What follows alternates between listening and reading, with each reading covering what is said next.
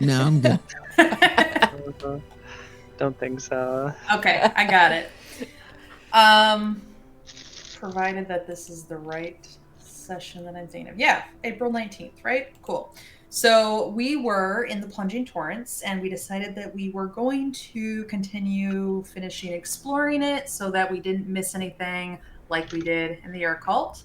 Um, Rowan finally also gets a vision of the altar with the crazy thing on it. Her mom also this time, but was able to sense that it wasn't real.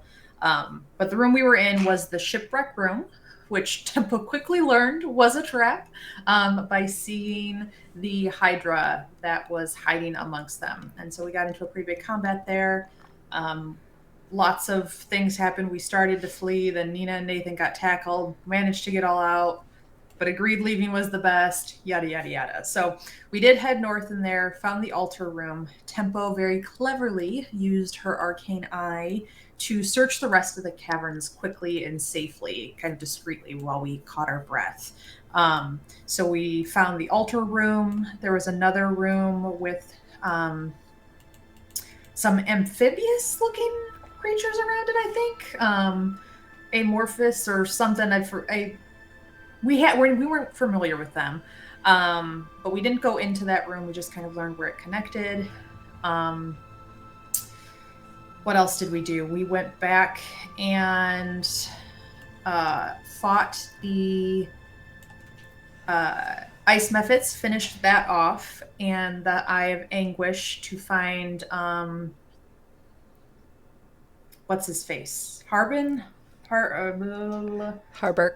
Harbeck, that's right, who's the constable of Red Larch, who was the whole quest that kicked off Rowan and Co's thing once upon a time. But through all of this, a couple of things happened. Rowan tried to cast Commune to talk with Heronius, and it didn't seem to connect, which was concerning. But we started to head out of the plunging torrents, realized Parsonus was not doing too hot. Couldn't be healed, so we had to kind of rush him and the constable to the surface, where we got them back on the Manta Rose. Hestava was pretty desperate to try and save Parsonus, although Rowan's kind of the only one who could sense that. But when Nina and Nathan get back, Nathan admitted that it was the guns that did it. He offered his guns to Hestava, and she shot him. Some crazy shit went down, but essentially he was fine. Nathan kind of admitted that death was made of void stone and will kill anything that it hits, and tried to heal Parsonus with life. Kind of got the impression that it didn't work, and that it was the Allfather's wrath of an old enemy that was kind of continuing to drain Parsonus's life. So through a prayer to the Allfather from Nathan and Rowan's aid with what I think was a divine intervention to Ilmater, but the chalice answered, they were able to bridge that gap and kind of talk through that. So it ended with the Allfather promising that Nathan's choices have consequences and that he should remember that. But Parsonus apparently should be fine. Nathan is collapsed in exhaustion out on the observation deck with Nina next to him. Rowan and Tempo, I believe, went to check on the constable who was in Rowan's room. And Nina had given the order for the Manta Rose to fly to Westbridge immediately. And that, I think, was the summation of all that emotional trauma that we all went through. Oh boy. Well done. You get a heroic. Okay. So, starting out,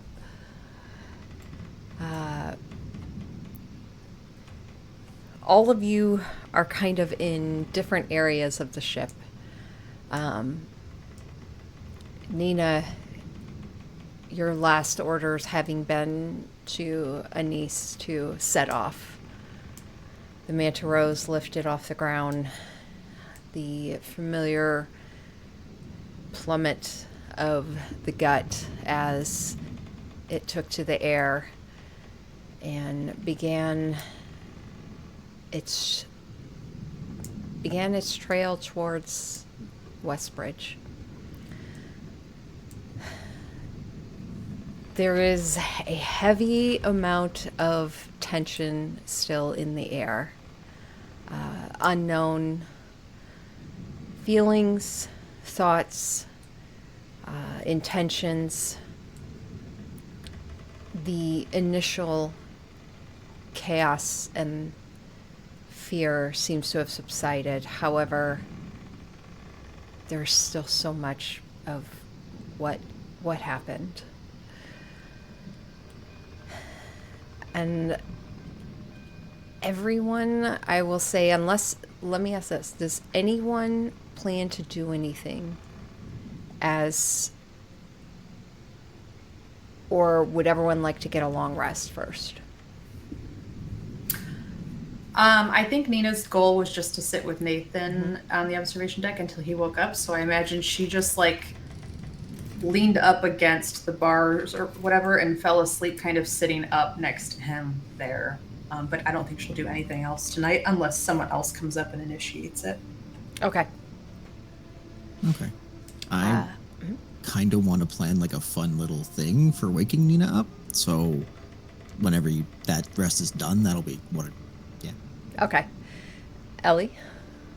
Nope, I don't think Tempo has anything Tempo. special that she's working on at the moment. Okay.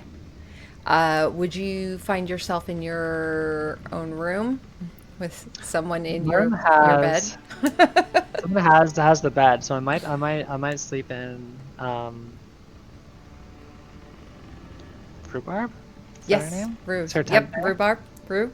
Yeah, I might crawl in there. Okay. Yeah, you crawl in there and you would find the usual. You've spent probably a couple times in here now. But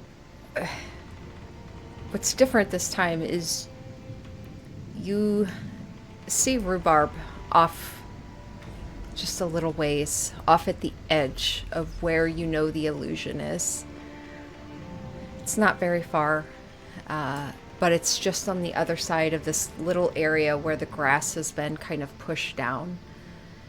And you see her just kind of sat atop of what looks like a felled old tree. And she's just kind of sitting there looking out. The grass just kind of slowly swaying beneath this deep purple dark sky. And it's up to you. You can feel free to rest if you would like, or if you would like to interact. Yeah, she said she's what did you say about a tree? So there's like a very old tree that has been on its side and just slowly rotting away. And she sat on it facing away from you. I'd go sit. Head over there quietly and sit watching in the same direction she's staring off into. Does anything catch my eye? Or You go and sit next to her, and you see as you step up and start to crawl up and over, her ears just kind of twitch a bit, and you see her just brush away any excess dirt or bark before you sit, and her feet just kind of cross over, her hands just kind of clenching in her lap, and you just see out before you is just this vast valley, and far in the distance you see what looks to be the distant towers of a kingdom.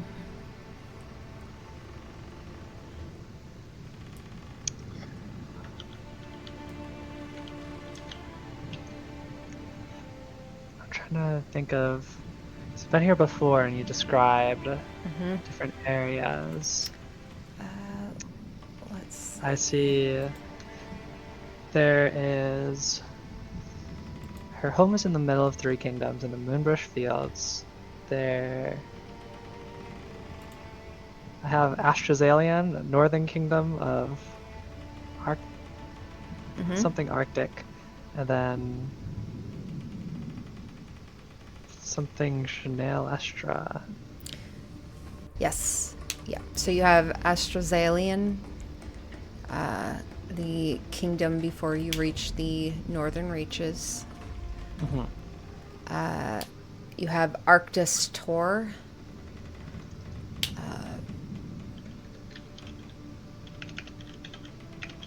And then you have there's multiple kingdoms. Okay. But the ones that you can see from Moonbrush, you can also see Shinael Estra. Shinael Estra. Mhm. To the south. Okay.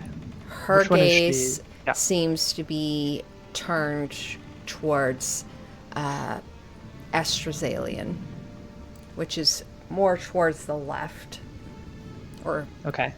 west. Gotcha.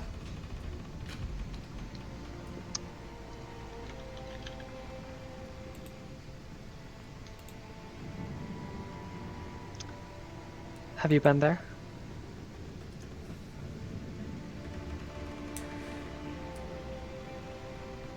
No. I've heard stories of it, but I've never been. Good stories or bad stories? A little of both. It's the Feywild.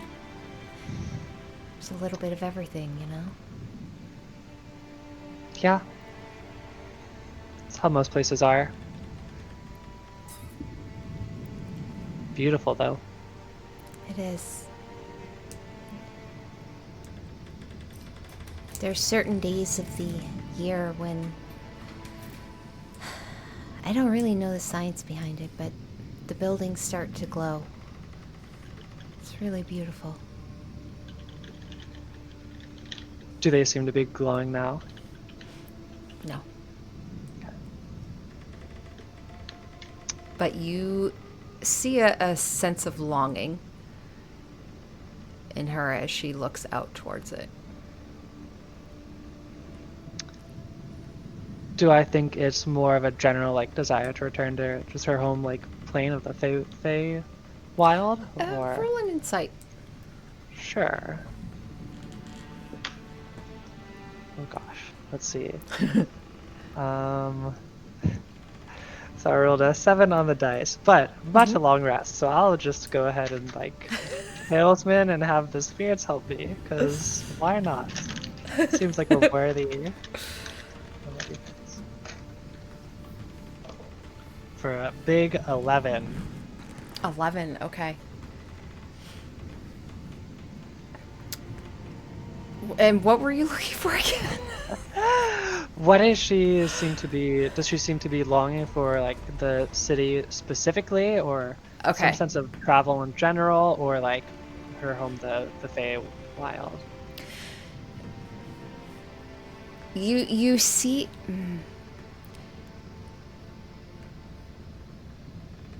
with an 11, that's a very specific. So with an 11, what you see is more,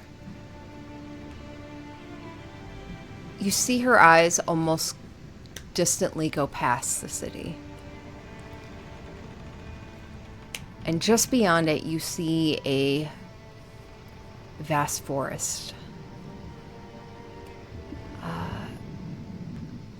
It looks to be in a state of autumn, which is odd because the forest behind you seems to be more in a state of deep summer.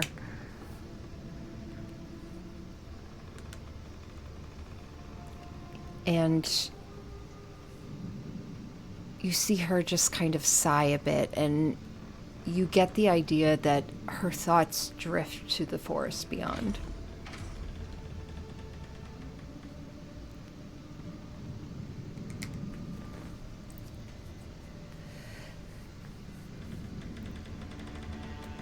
She she pauses for a moment and turns and looks at you. Do you miss your home?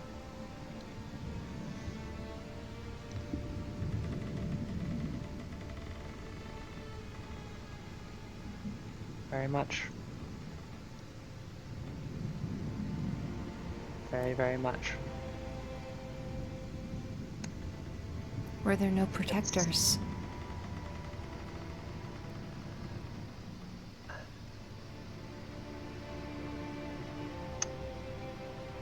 Everyone was protective, but they mostly tried to stay out of sight.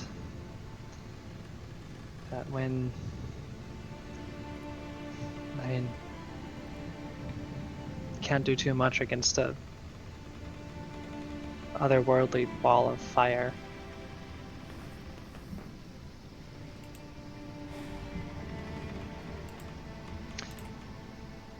I miss it very, very much. The Moonbrush Fields that you see? All of this, it's gone.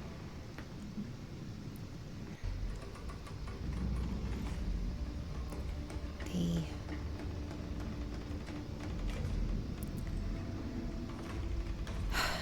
creatures from the Fen of Winter up north, they came more south and were trying to spread their power. They ruined the fields. All this time I would have thought fire would have taken it, but they dried out all the roots. Dirt had no moisture left in it.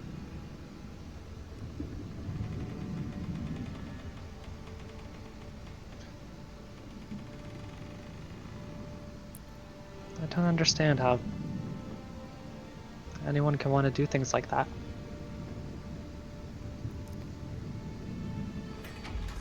We were lucky. Protectors beyond the Golden Veil came to our aid. They offered us shelter, took my kind in. Have you ever They heard of can't the bring it. Senalius Forest? No. Well, that's where they came from. I owe them everything.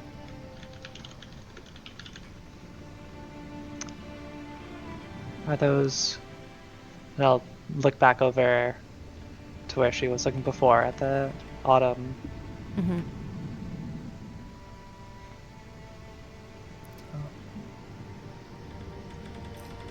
Yeah. It's where my family lives now.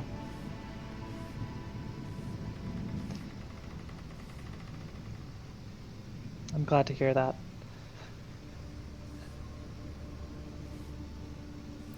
They're still okay. But it's never quite the same. You can't bring a... No one can bring a place back. You sure about that? No. Me either.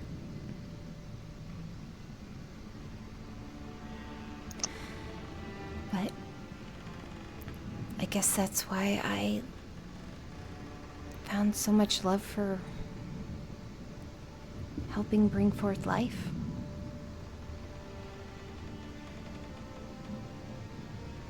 Death is just so confusing.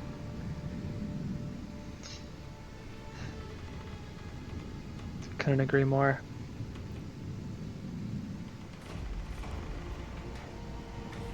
You should get some rest. You all have had a very long day.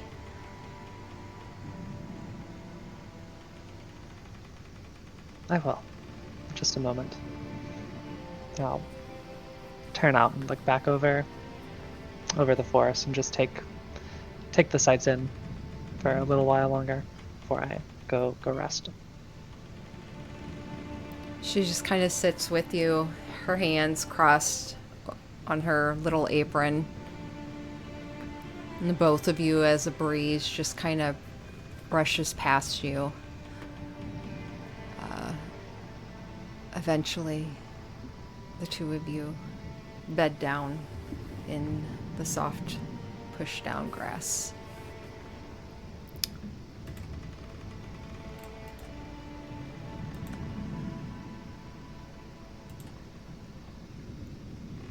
Nathan. Actually, the four of you, three of you, everyone gets a long rest. Can't say it's peaceful.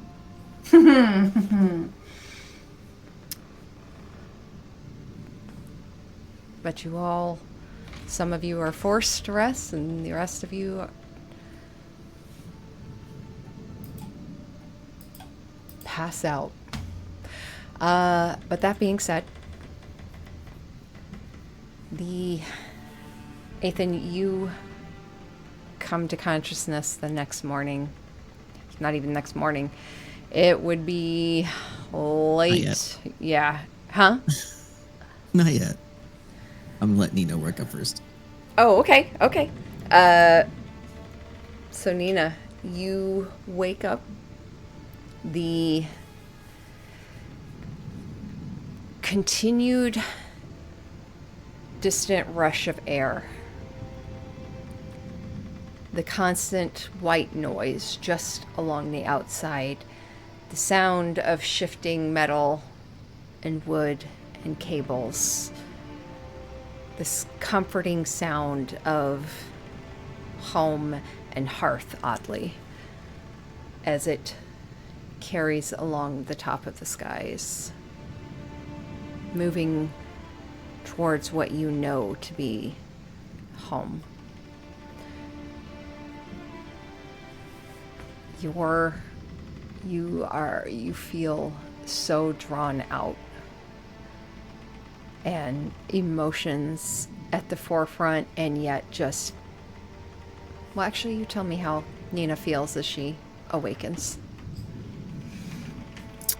Yeah, so like I said, I think she fell asleep kind of sitting up against the railing, and so at one point we hit like a little air pocket, right, and lift ever so slightly, and you get that roller coaster feeling, so her head kind of lulls and she snaps back awake. Listens to the sound, and like you said, that comforting home and hearth feeling that she felt the last time she woke up on the Manta Rose. I don't think she feels it anymore. This is not home. We're heading home, but the Manta Rose was not her home. And after last night, it's definitely not her home. So I think she is tense, but her eyes just immediately go to Nathan to see if he's awake. And I was going to say, if you kind of put your hand on him for a second, it's the movement that kind of really snaps you awake, as you kind of put your hand like on his chest a little bit, and then his pocket starts to move.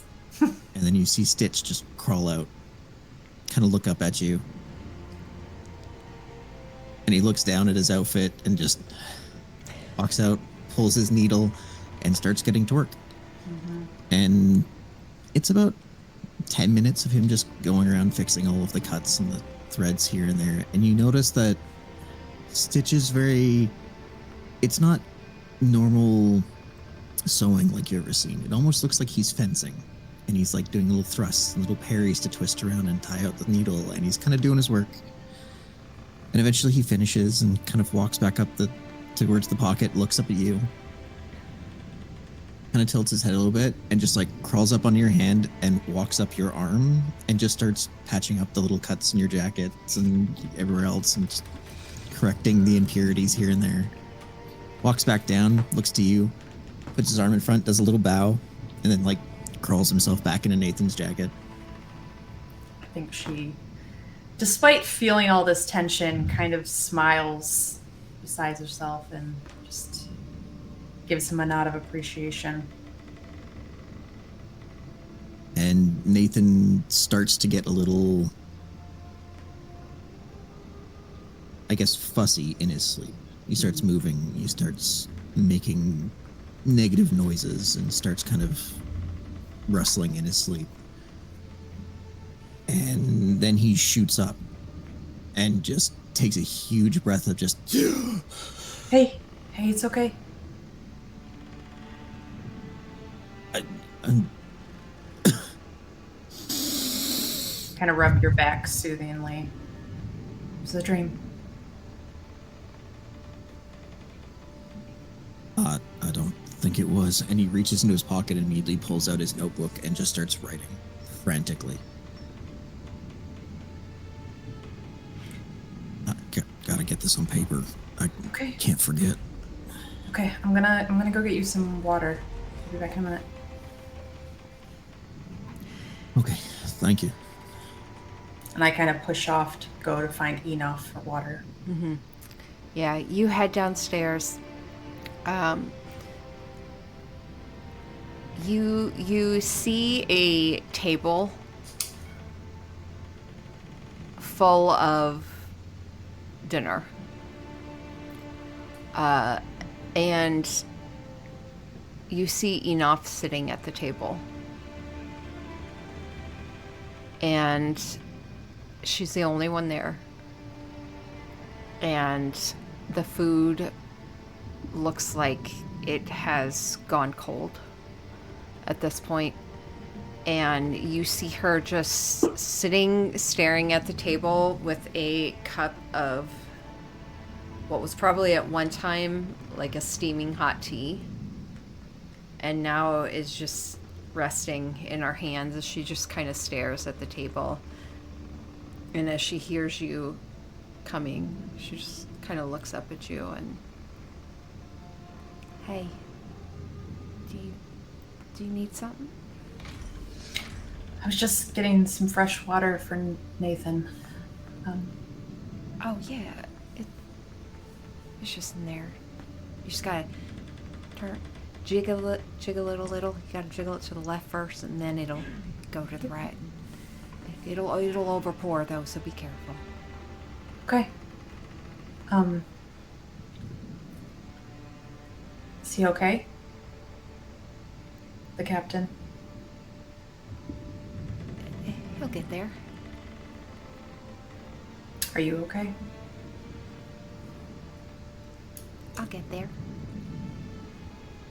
Are you okay? I think I'll get there. And I hope kind so. of, yeah, I kind of walk by towards the water, but I'll give her a little pat on her shoulder. And when I do, I'm going to cast Prestidigitation and just reheat her mug of tea. Little thing of steam just kind of comes back up, and you see her not notice at first until she like kind of breathes in, smells it, looks down, and as you're back behind, you see her head just kind of dip down looking at it, and for a long moment she's looking down at it before she just gives a small nod, and her hands tighten around it tighter. Yeah, I'll take like 2 mugs and fill them up with water and then bring them back to Nathan. I down one for myself, but bring it back. Kind of sit cross-legged on the floor next to him again, watching any of the crew members that are down fussing with things, or who's going by, who's leering at us, if anyone is giving us any looks. The only person you see, Anise, you see her at the helm, and she is actually sitting at the helm, her head pressed into her arms. She looks to be asleep. Yeah. Okay. She's probably the only one you see as you pass. Okay. I will continue on my way then. Is sit back down to next to Nathan. Here, drink this. It's not coffee, Thank you. but it'll help. That's all right. I don't think I need that this morning, anyways. I feel pretty awake. You slept okay? Or, let me rephrase. How are you feeling physically? I'm fine physically. Okay. And he kind of like reaches up and grabs your chin between his finger and thumb and, good morning. Good morning. Now we can get to the less happy stuff. Do you want to go first, or shall I? By all means, go for it. I was never good at starting anything. Well, see, that was kind of a trick question, because now I'm just going to ask you how you're doing about what happened.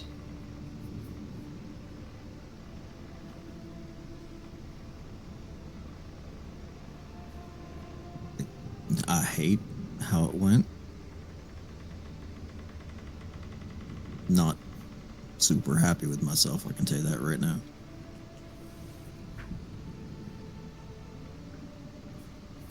I can understand that.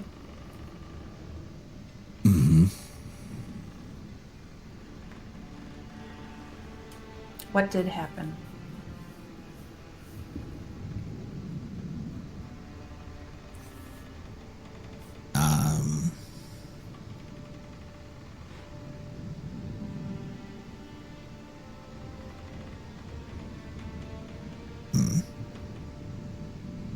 I honestly don't really know how to explain it without going into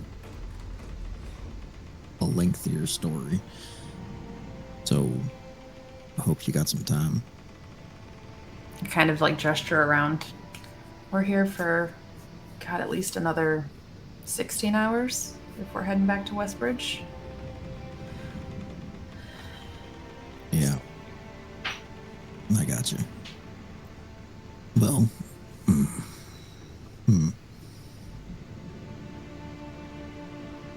So, as you know, I'm a reincarnation. That's one thing that, I guess, piece of info you already have. But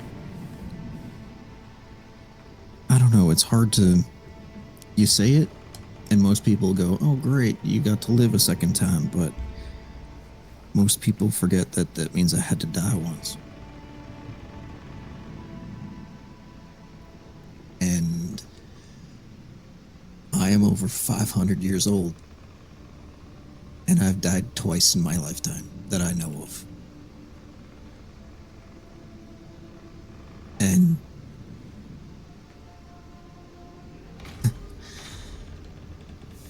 first time I have no memory of. But to be reincarnated on Eastgard, you need two things. You need a God-given talent to kill, which we all clearly know I have. And sadly, it seems like it's the only one I have. But the second is that you have to die in battle gloriously.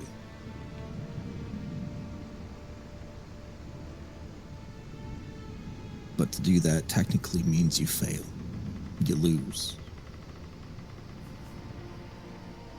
So that happened. Afterwards, I woke up in Eastgard. I was welcomed by the Old Father into his army. And it's a little fuzzy, but I remember being assigned to the Berserker region.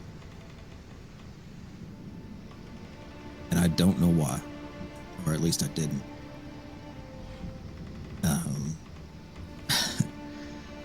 I fought with them for almost 400 years.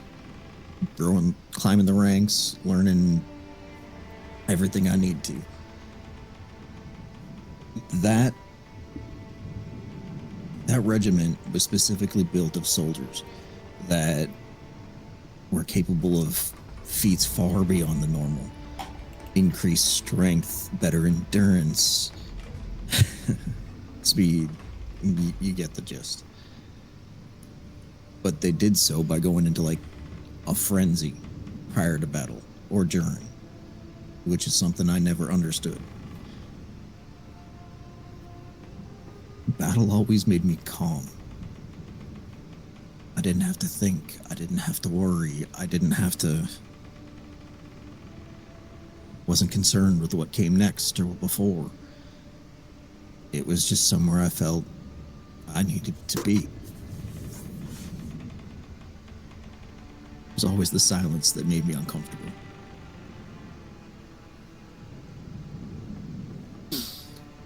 When I was finished growing the ranks, war started. The Blood Wars.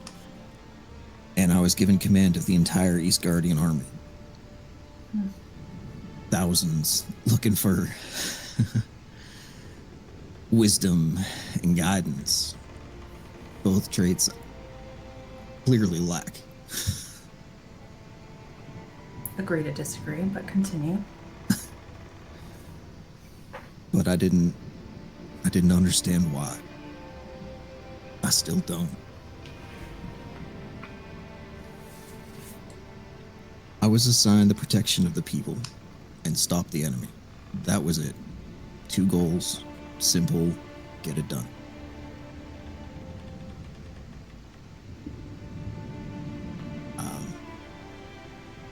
By the time the war came close to an end, the losses were almost total.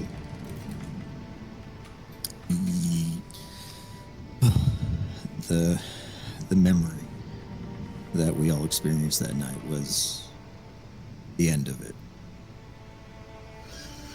But there were 2 things that were wrong in those memories. One, the first battle, you weren't the one that lived. I was. Mm-hmm. Everyone else died.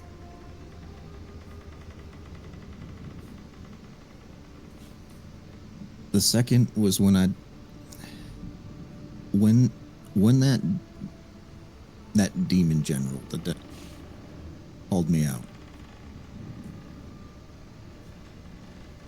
That was the first time I ever lost control.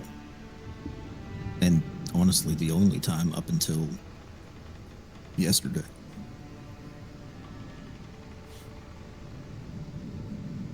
Something about that moment, just seeing everything gone, everything burning. I was afraid. I was hurt. And all of those emotions started to turn to anger, to rage, and I lost it. The part that's different is that you were there to bring me out of it. Mm-hmm. Originally, I never came out of it. I killed the general. I went looking for everything I could kill. I wanted to fight. I wanted to let it out. And I almost died doing it. Ended up on Rowan Mom's property doorstep. I don't really remember how she found me. As she put it, I was basically dead.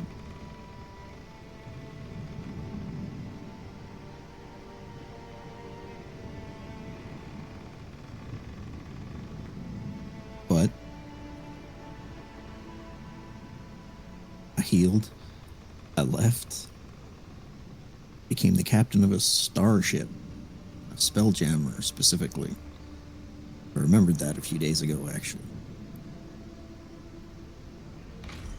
That was interesting. Pretty much just wanted to help where I could. Ended up rescuing Rowan at some point. I was supposed to protect her. I didn't. Ship exploded. Ended up some ocean, middle of nowhere, no memories, and a child that I was supposed to be responsible for. That I left.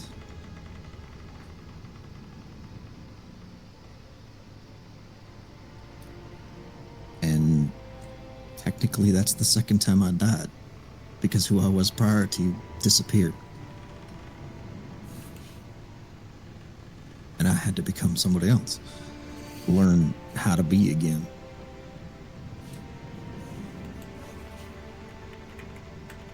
But now I'm getting my memories back. I'm seeing everything that I did and didn't do. And I'm realizing how many times I failed in my life. I died once. I failed protecting my people. I failed defeating an enemy. I failed at being a captain. I failed protecting Rowan. I failed at keeping my memories so I could help her along and guide her. I have failed so many times. And now it's all I'm thinking about. And it's making me afraid constantly. I'm afraid I'm gonna fail the group. I'm afraid I'm gonna fail you. And that fear is turning to anger, and that fear started to turn into rage and just fury. And something in that cave just flipped the switch. And I had no control over it.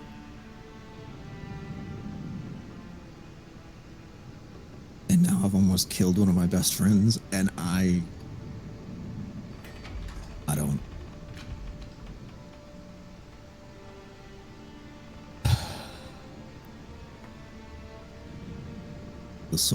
I feel so lost and afraid, Nina, and I don't know what to do about it. roll me a perception check. Oh, so low. Okay. Yeah, it's a 7 total. Okay. Disregard. You see nothing that's written in I'm the journal. solely, yeah, Yep. yeah. Solely locked into what he's saying.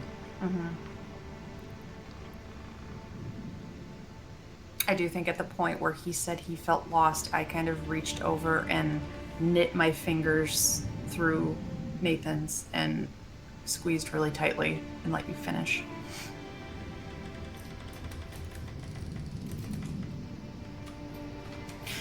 That would be his finish. I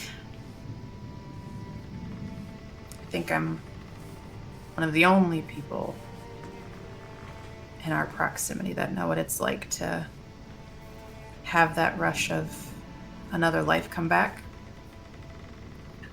It's not all it's cracked up to be. It sucks. It fucking sucks. So I get it.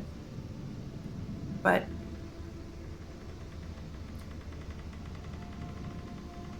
I keep trying to remind myself, thanks to all of you, that our lives aren't the culmination of our failures. We are not defined by those failures, but by what we do afterward. If we get back up, if we hug our loved ones, if we apologize, which is something that I'm still really working on, but I don't think that those failures are what we're meant to focus on. And everything you've done, well, if I've learned anything being around you and Rowan and Tara, even. We don't always have a say in what our life is. Down there, I don't think you did.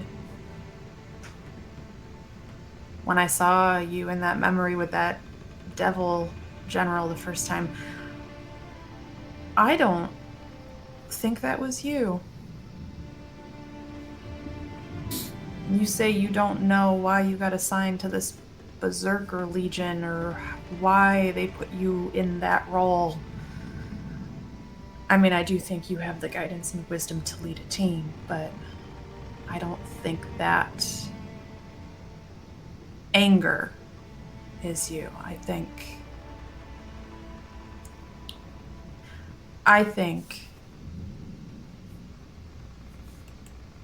that things beyond our understanding use us as pawns and manipulate our emotions to meet their own ends. Be it a god, or a hag, or a devil. So, I get why you're afraid, but you don't have to do it alone.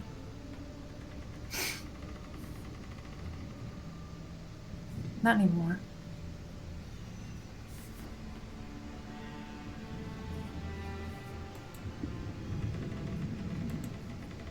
At least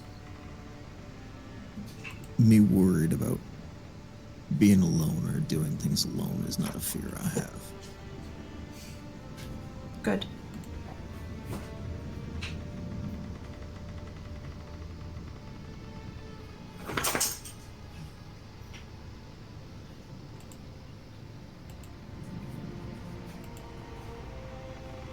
So, what do we do now? Everybody here is either angry. No, I think everybody here is pretty much just angry with me. I think everybody here is angry at a lot of things. And I think you're the easiest target for that.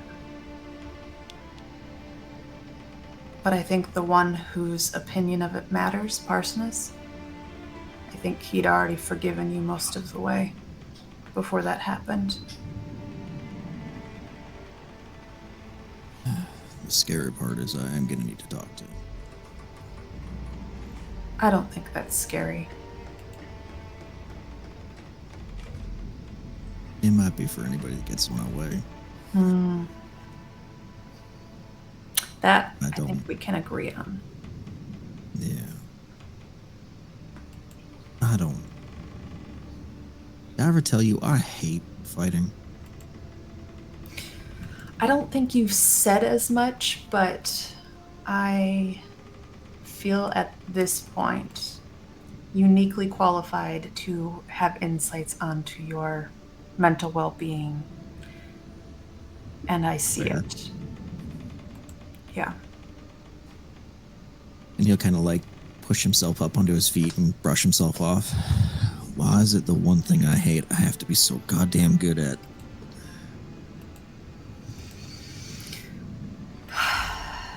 Yeah.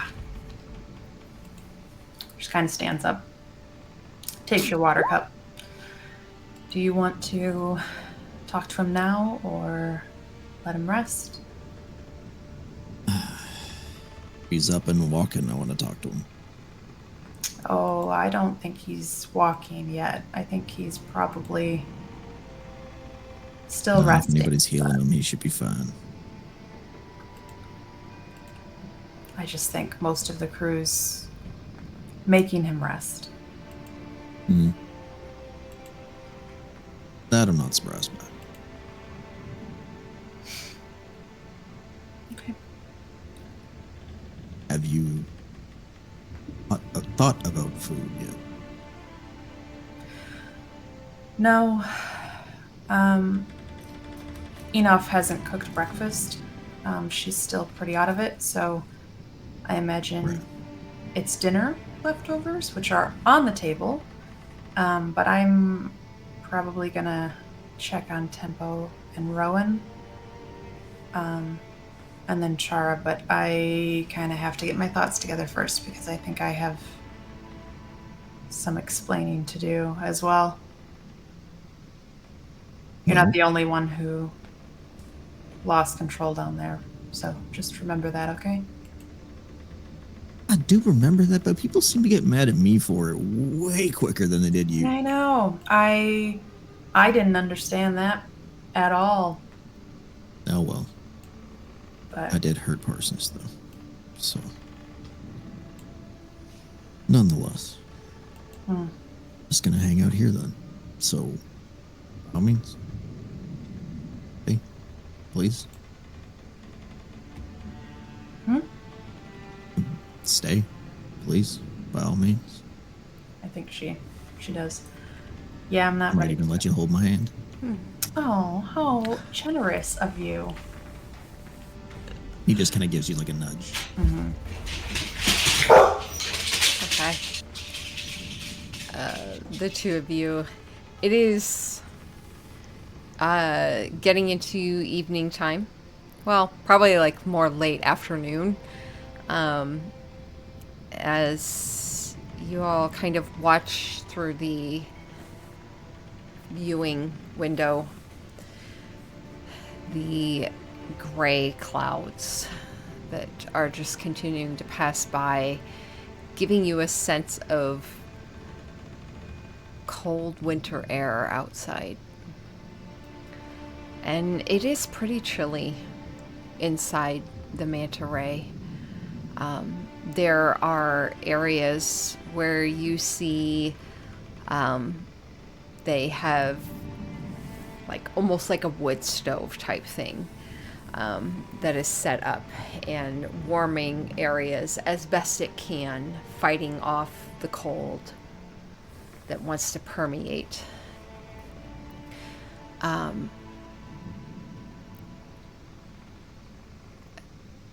At different times, at one point, Philippe would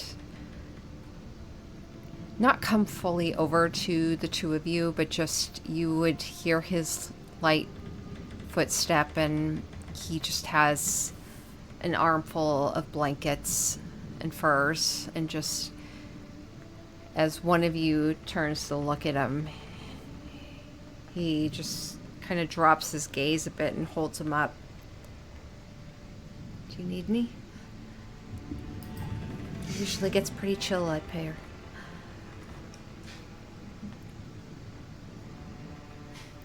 I'm okay. Benefits of being a fire slinger and everything. Right. But thank you. Yeah. Okay. I'll just leave these here. He puts two, like, furs down, and then you see him walk over to one of the ladders, hooks the furs under and the blankets under one arm, kicks over, and just kind of slide. You hear him slide down the ladder, and you kind of hear his feet as he heads over towards Anise. And I think, Nina, you probably, like, as you just kind of lean and look over the banister, you see him pull out one of the blankets and just kind of lift and lay it over Anise. Before he looks over the console and everything, checks it, kind of slides her notebook out, looks at the numbers and everything, pulls the blanket a little higher, pushes one of the levers just slightly, waits a moment, watches one of the dials turn a bit, looks at the notebook, and you see one of his ears kind of twitch a bit before you see his shoulders drop, and he gives a slight nod, takes his last little fur, or blanket probably, and he sits down, wraps it around himself, and just kind of watches out the viewport before them. eyes on the console. I think Nina kind of sighs heavily, turns back to Nathan. I think we have to let the Men of Rose go. After what happened, and I'm not blaming you, but this crew was cut out to take care of people, not be on the front lines. I think if we get to Westbridge, we should recommend that they be part of the evacuation or the refugee movement, depending on what's happening, and then we stay behind. All of us. The Voluntolds. I And then- agree. Except for one part. Hmm. Those of us who stay behind should be the ones that want to. Yeah. I don't know how Char is going to take that, so it's definitely her choice, but I don't know. We've been nothing but a detriment to them since we met Terrence in Waterdeep. We got him kidnapped. We pissed Archie off. We hired them only to fuck with Malou and Xanathar. Oh my god. Why do they, like, why? Who would put up with that? Not sure, but hypocrite. Me? Yeah, what happened to not focusing on our failures? I am not focusing on the failures. I am trying to put these people who I think all of us care about in some capacity Agreed. on a safer path. I am 100% behind putting people we care about in safer places. However, those people can make their own decisions. I know.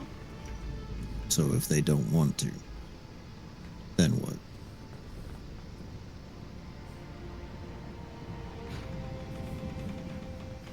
Then they don't want to. But I don't think And is that after something Westbridge wrong? I will get back on this ship. Fair enough. I'll back that decision. Always.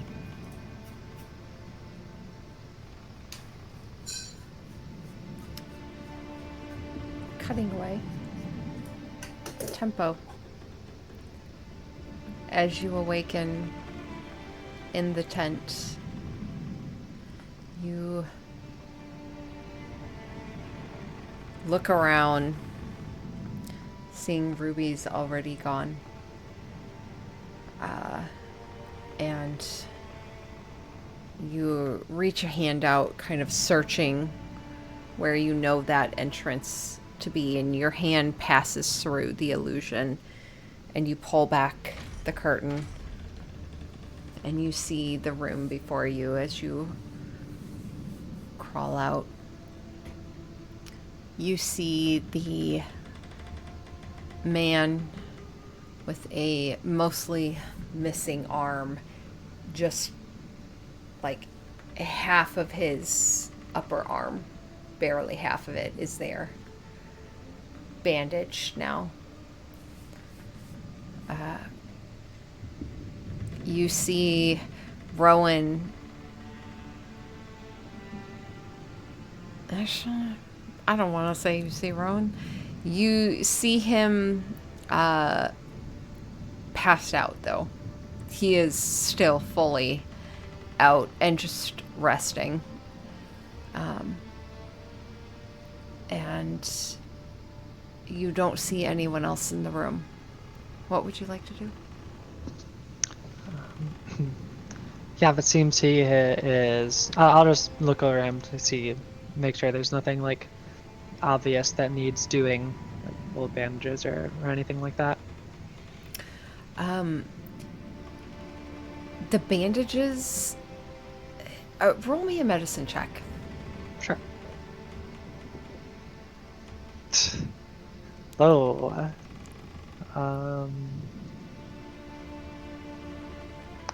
3. A 3. Bandages look great. That's good. They're still tied on, and Top notch. Everything, Keeping blood from yeah. coming out. Outside, inside. Like, Temple's like, this is good. Good work. Literally pats the wound. Yeah. Harburg is just, you see a very tired man. Very world-worn. You see wounds and scars of someone who has been tortured, a paleness and gauntness to the face of one that has been kept underground, unfed, and you expect to see a calmness from one who has just regained freedom to a degree, but you see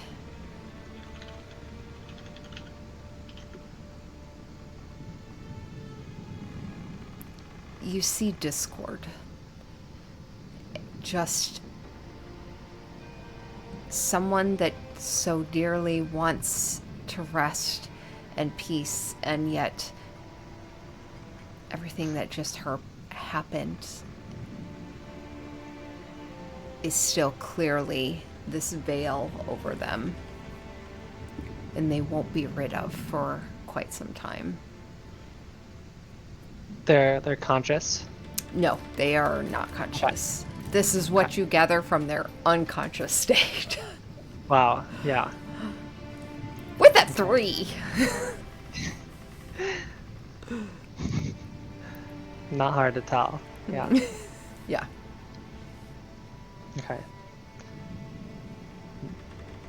Yeah, I don't think there's anything I can do for him at the moment. So I would leave the room. Who was tending to him before? I think it was Rowan and you, and Rhubarb gave you like some teas and things to use for him before she went to help with Parsonus. So it probably would have been Rowan, I imagine. Okay. I'll assume that she did a good job, as she is wont to do. So yeah, I would leave him in the room. Okay. Try to get a vibe check on the ship, on the goings on. I'd go down, check the mess hall, I suppose. Okay. See yeah. So as you head down the plank, you pass several doors. All of them, not seemingly, they are closed. You come to this kind of opening where there's a navigation table, and it's kind of like a half circle that breaks into 2 plankways that head off from it. There's a viewport overhead and straight ahead. And there are these 2 almost like viewing decks. On the right side, you see a number of, it's almost like a low, it's not like a couch, but it's like a low kind of cot with a bunch of pillows. And you see something similar on the left side. There are 2 ladders on either side of this navigation semicircle that head down to the actual area, the controls of the ship. And as you look over the bar, you see she looks like a young woman, long blonde hair. Her head's kind of turned to the side, laying on an arm. She seems asleep, glasses askew, a fur blanket pulled up over her, and you see seated on the floor next to her, you just see kind of like a white head with 2 ears, which you know is not Ruby, but Philippe, one of the members of the Manta Rose. He has a blanket wrapped around him, and he just kind of seems to be swaying with the ship, just watching the console. Now and then, when the blanket over Anise starts to drip, he kind of reaches up and just pushes it back up. And then you look to your right, down the right side where one of these offsets are, and you notice 2 figures. You see very familiar figures, Nina and Nathan.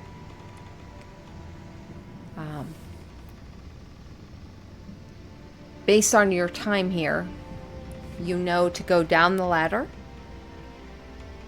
and then backwards would get you to the mess hall, essentially, if you would like to continue on.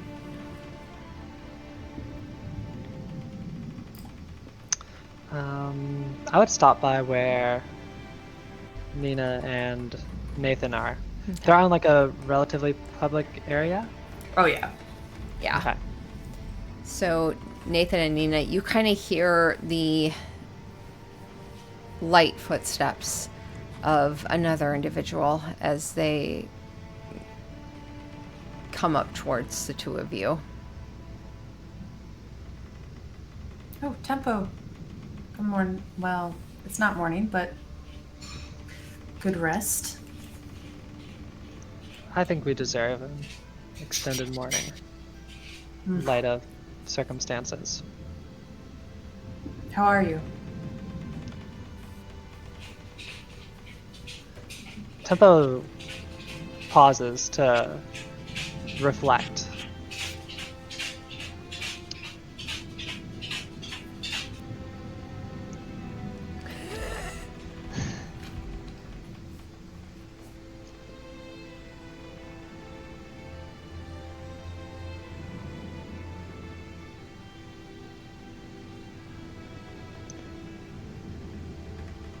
I'm glad that we have done something.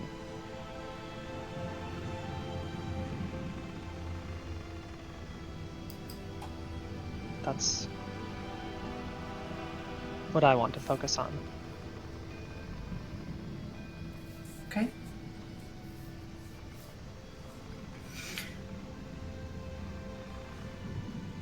Just know, if you need to yell at either of us, that's valid too. She'll kind of crack a smile.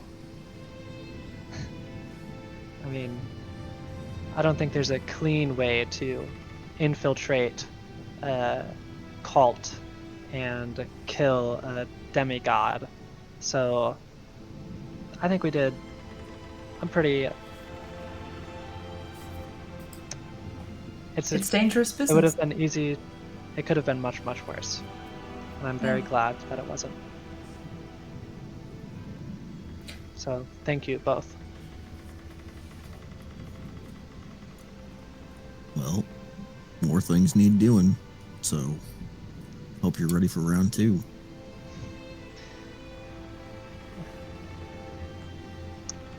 I think I am. You look ready. But I am sorry. Thank you. Last people I want anybody to be afraid of is the people you're fighting with. It's true. But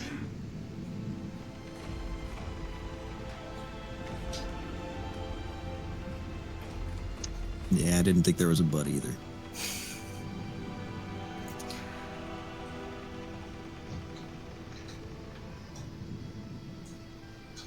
I think one of the reasons our party works is because even though shit gets crazy and one of us or two loses it from time to time thanks to some evil fuckery, we promise to always have each other's backs and get us out of there. Nobody has died fully yet. She kind of raps on the wooden plank or whatever nearby. I'd say when you turn to like look at the wooden plank too, Nathan's just staring at you.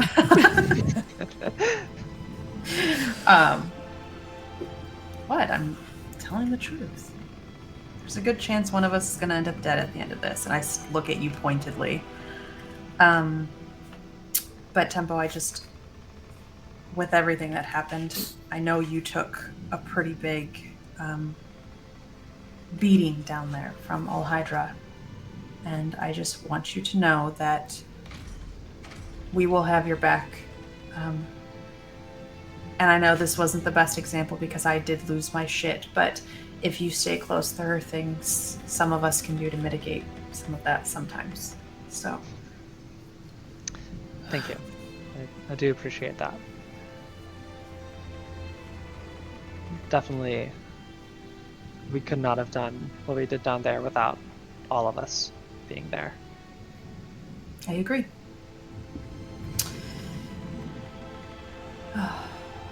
I think what we're gonna have to do here in the future could be harder. I told them to go to Westbridge. I still don't know if that was the right choice. We could have, we were closer to the other cults. We could have tried to get their weapons and seal those portals, but this black cyst thing that Rowan saw, if it's threatening our home, that's the priority, right? I don't care. Which one is Westbridge? Westbridge is... It's the furthest one north, between Red Larch and Yardar. Yeah. Let me throw you. Is that where Yala's, Yes, temple season stuff is? Yeah. Okay. Okay. And that's where, Pell is, who wrote to Yep. Nathan. So, you all are traveling basically from this area, basically from Riverguard Keep to Westbridge, which is here. Okay. Yeah, there are two major cities that you guys tend to drift towards, and that is Red Larch and Westbridge. Okay. This valley here in the middle is called the Sumber Hills, and that's where the haunted keeps are that drift down below. Gotcha. And Red Larch is the one where they're all famous. Correct, yes. Okay. Yep. Gotcha.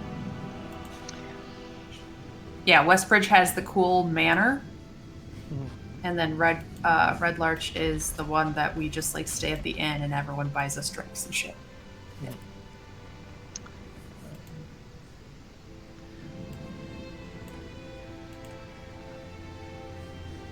Have to choose one catastrophe at a time to try to avert. This one's your home. It's the most important.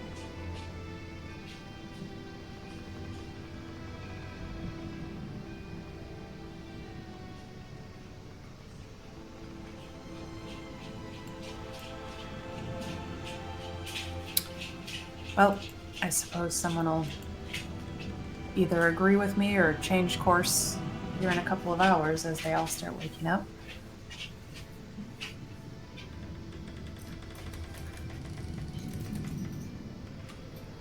But,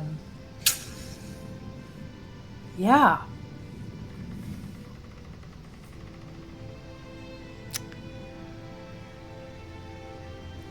Have you seen Rowan or Chara? No, I haven't. Rowan was gone when I woke up.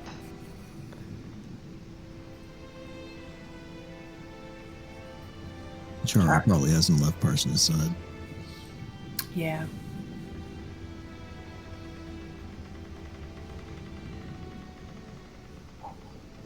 Okay. You hear what sounds like metal. A very soft clanging.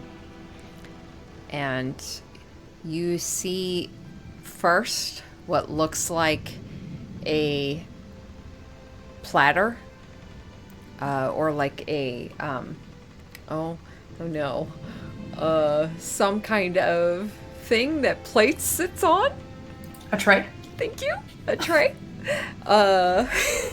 And then you see that first held up by an arm. And you see the dark hair next as Rowan climbs up and over. Over the ladder, steadies the tray a bit. She looks to the left first before she looks to the right, sees all of you again, and readjust, walks over towards you. The armor is off as she just walks over in her normal clothes, sets the, kicks a few pillows out, sets a tray down, where you see the dinner. Nina, you're probably the only one that recognizes some of the plates and stuff. But you see a refreshed amount of steam coming off of them. As Rowan sets the tray down, she doesn't say anything as she kneels down before it, grabs a bottle. You hear the pop as she pulls a cork out and just starts pouring drinks. Picks one up and just hands it to you, Nina. And kind of pushes one towards you, Nathan. Pours another, hands it to you, Tempo. And then she just holds the bottle.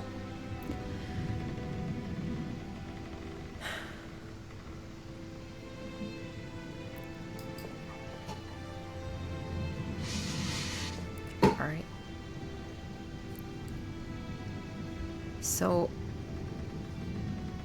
I don't know anything that's happened, honestly, but all I know is a lot of people I care about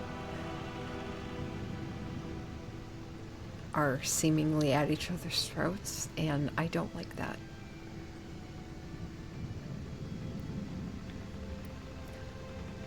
This kind of really fucked up, and I want to fix it, but I don't know how to.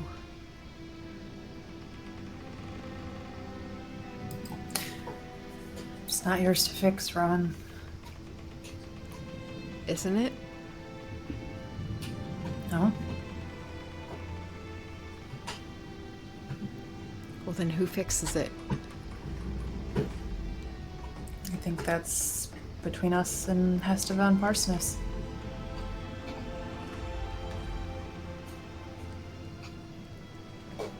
Okay, so when are you doing that? Is he up? I don't know. When he is, that was my plan.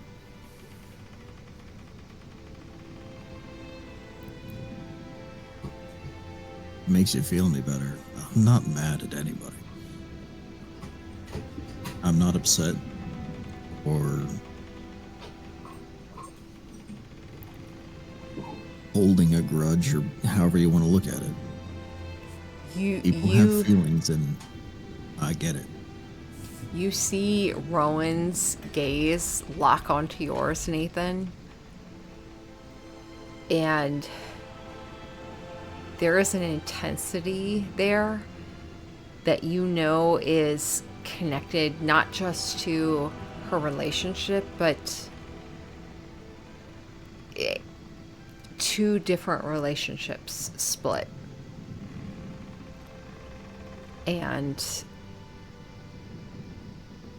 someone that has just watched two people they love very much go at each other, and the sheer terror and uncertainty that comes along with that. But I never did anything to Hestiva. Nina sits there, gripping Hookup very tightly, and does not reiterate Nathan's feelings at all. She says nothing.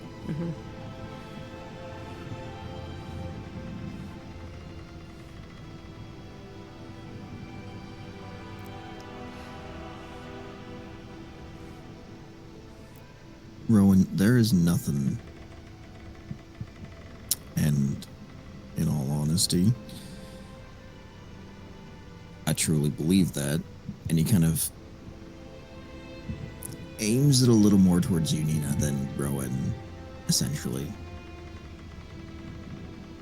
There is nothing punishment-wise or consequences-wise that I can do to Hestiva that she isn't doing to herself already.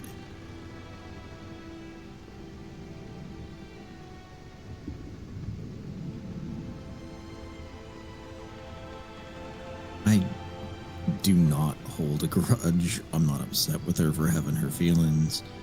And in all honesty, if it had been somebody in Nina, I probably reacted the same way, potentially. So no, I don't. There is nothing there for me. Hestiva can be angry with me. She can be upset. But for me, I just want to apologize.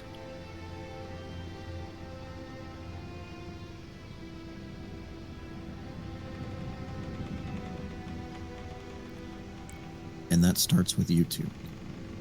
I'm sorry. I lost it down there.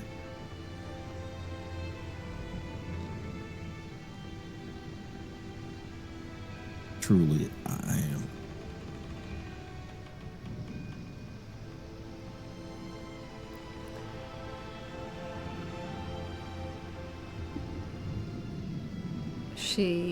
You see her kind of tilt the bottle and look at it for a long moment.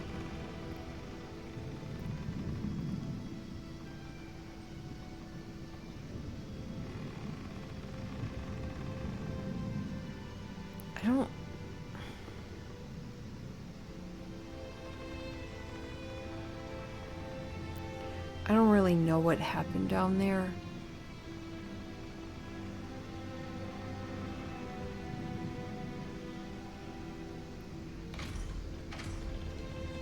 But I know you enough to know it wasn't you.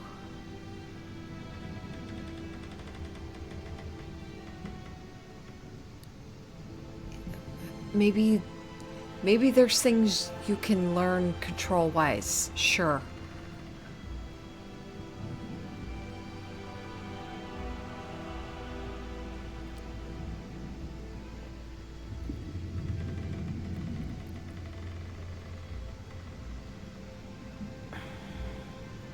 It's just we're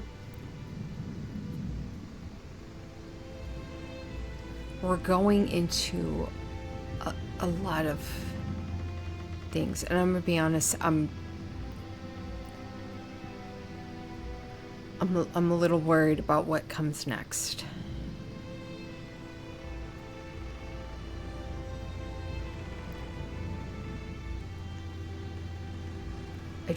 I need all of us to be okay. I agree. And thank you for saying that you don't believe it was me, but But that's the difference, though, right? that doesn't mean I'm not sorry. I am still sorry. Even if I hadn't hurt anybody, I'd still be sorry. This is not because I hurt Parsoness. This is just because you guys rely on me. And I'm sorry that I scared you in any way.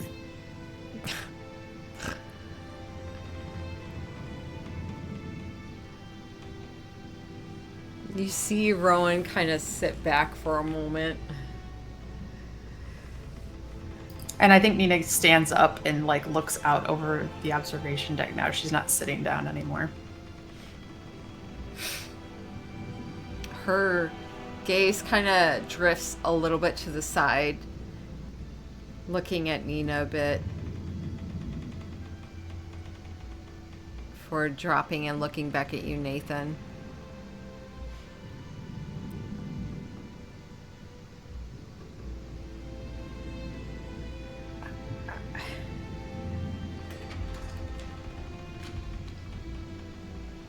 I'm ready to face the things we're going into.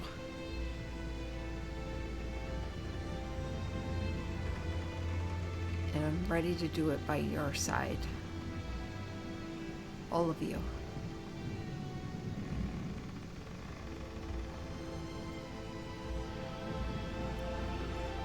I'd like to have something to come back to after all of this.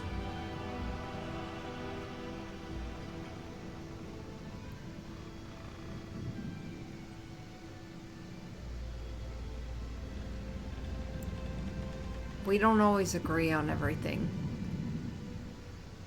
And her head kind of drifts towards Nina, not quite looking at her.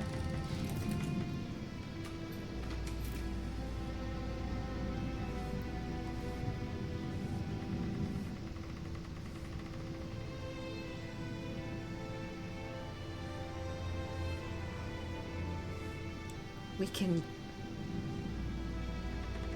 build on our anger.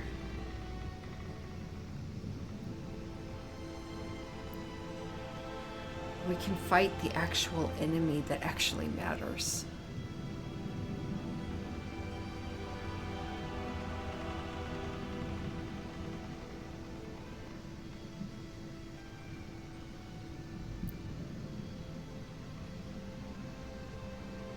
And you see her get a little self-conscious and just her shoulders kind of hunch forward a bit as she hunches over.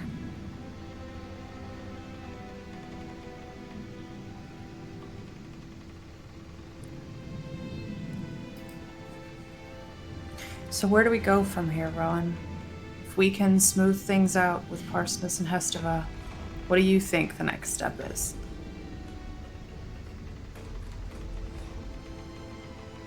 Because I have thoughts, but I want to know what you think.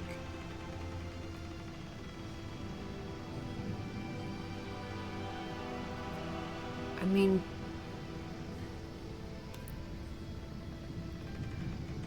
the thing we've been fighting from since we met.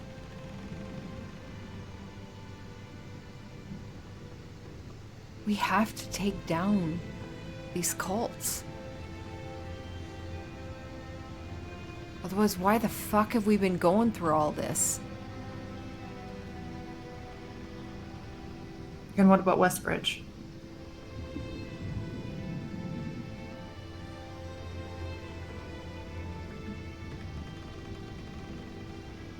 I mean, whether we continue on?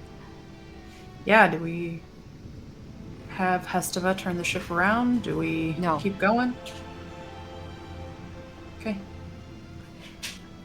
You see almost like a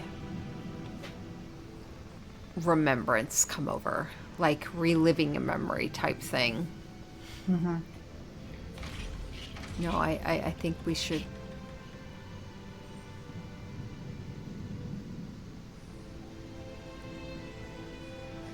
Look, Okay, good. I'm all about fighting for those that have lost their homes and everything they've lost. But, and her eyes kind of briefly hit on each of you. And she ends back to you, Nina.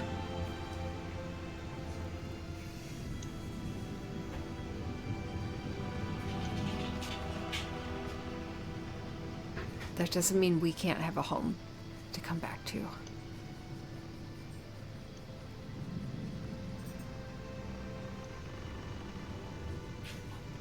I want to have a home to come back to. And I think that's worth it. I think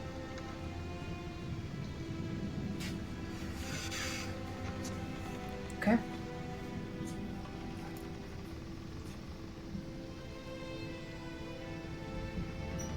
Your vision, it was pretty fucked up, right? Yeah. All encompassing. Yeah. yeah.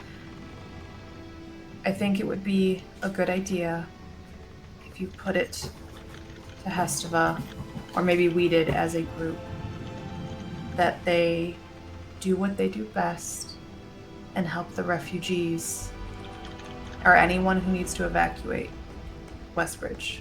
And those who want to stay can stay. But it needs to be abundantly clear that staying could be a death sentence. Because I thought that was clear to this crew. And it apparently was not. And we don't get blamed if someone dies.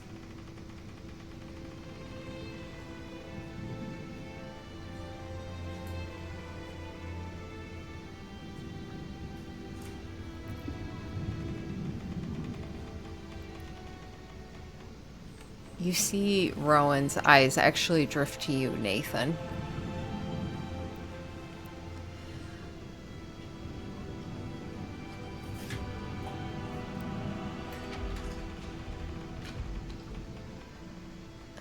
Are you mad? What would I have to be mad about?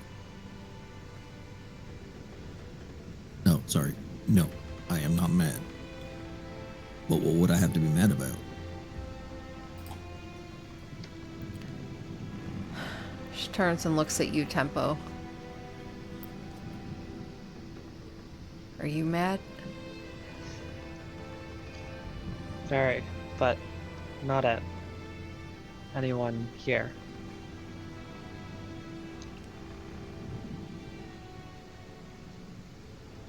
And she looks at you, Nina.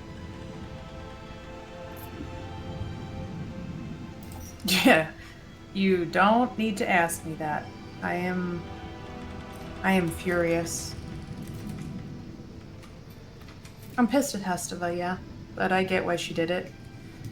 But what I'm most angry at are these creepy fucking gods and evil bitches that are crawling around in our brains, making us do things and promising us the impossible, only to rip it all away.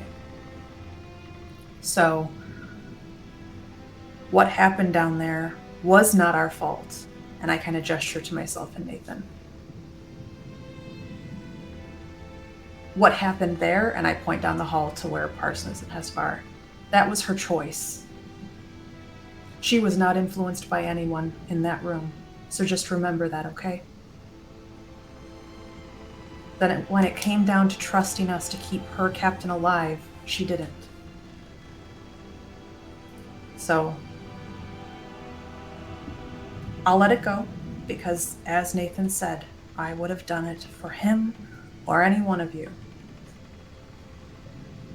But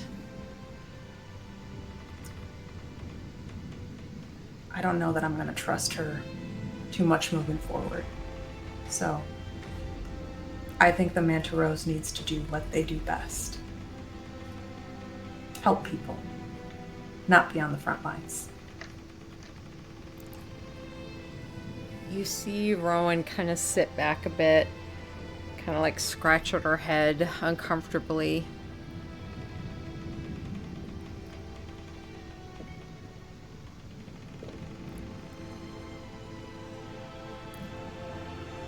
Before she looks up at you.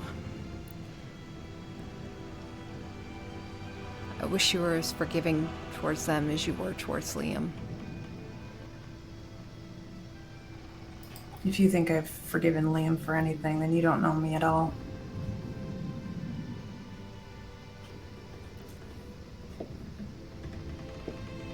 Not anymore.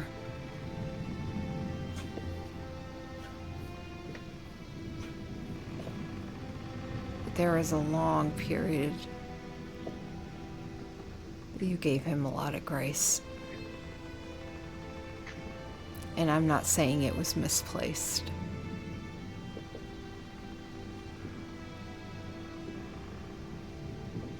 It has nothing to do with him.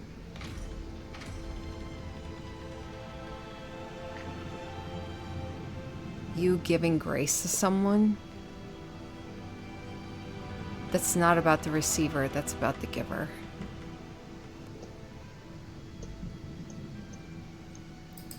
I hope you told her the same thing.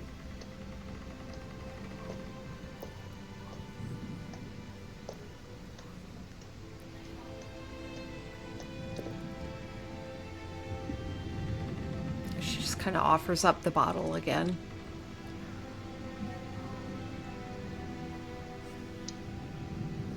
I take it and I'll sit back down.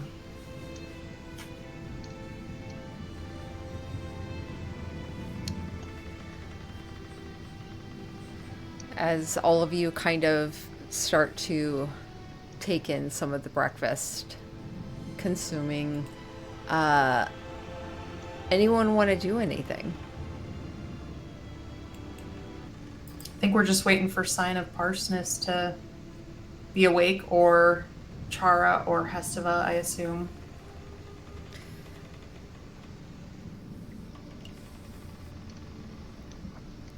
I'm just waiting on the captain.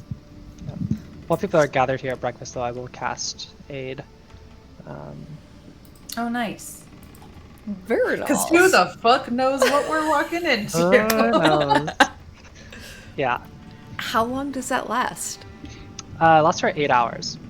Okay. So, and I can like cast it as we settle down to eat, and then if we're eating short resting, I can get spell slots back in the short rest. So, Okay. Do we want to wait to cast it until we're about 8 out? Like, I don't know how far away from Westbridge we are. It takes like Yeah. a day and a half, right? So we'll say you're probably still about 13 or so hours out. Mhm. So if you want to cast it, 100%. If you prefer to hold it, totally fine. Whatever you I'll want to might do. as well cast it just because I can get it back after 1 hour rest. That's true. So, And who knows? We Presumably could I'll be have- attacked mid-play. no one knows. So yeah, I will cast it. I will cast it on the 4 of us and just spend some time relaxing. Just have it uptime. No harm. What's the temp HP on that? Fantastic question. I think it should be Isn't it 20. like 5 or something? Oh, it's 20. It's Five per big. level. I'm casting it at 5th level because I have Yeah. pack slots. So, yep. Okay.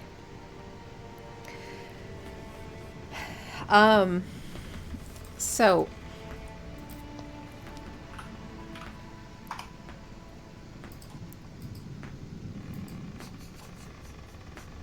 I think you all finish your meal. You all wind up just kind of sitting there for moments, long period of time. Philippe eventually rises as Anise awakens, gets back to her duties. You see him climb back up the ladder, drop to the floor, look to the rest of you. His ears kind of drop down a bit. He just kind of gives a small wave and a nod. takes a few steps towards the hallway before he stops, and he takes a moment of thought before he turns back towards the rest of you. Do you want me to get all of this for you? And he kind of moves forward and reaches down and grasps the tray for you. Starts to pull it.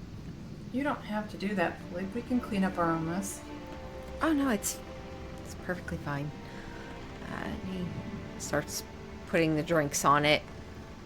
Do you need anything else?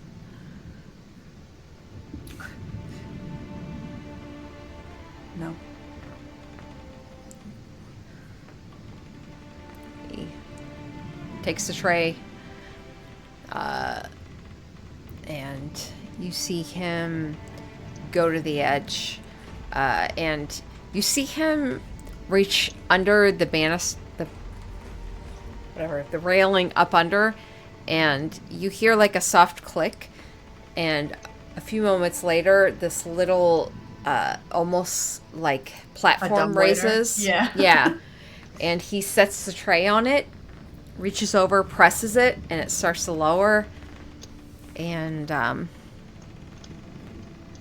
he gives a nod, starts to turn away, and then you see him kind of think better, and he climbs over and slides down, disappears below.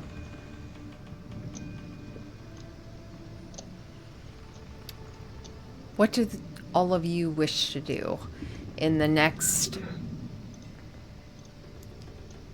13 hours that remain? I think Nina is going to spend some time on her own, either in the room she shares with Nathan or in one of the little alcoves, and she's going to be practicing some like minor magic and cantrips, just experimenting with why things changed a little bit or feel like things are evolving within her. So like at one point when she would normally be juggling like a little wisp of fire, it's suddenly like lightning, or it is water and this like little icicle and everything, and just like trying to figure out what's happening with her magic. And then she's also taking the time, she'll pull out her own journal and start writing down the sigils that she normally uses to cast teleportation circle. And she's going to be figuring out what the commonalities are and what the difference are that make it per location, because she wants to be able to cast this without the circle. She wants to be able to get her party from point A to point B without needing other people or a designated landing spot. So she is not a studious person, but she knows that some people come from magic with books, and she's going to try to pick apart what teleportation circle is to turn it into teleport at some point. Okay. So she's just doing magic things over in a corner.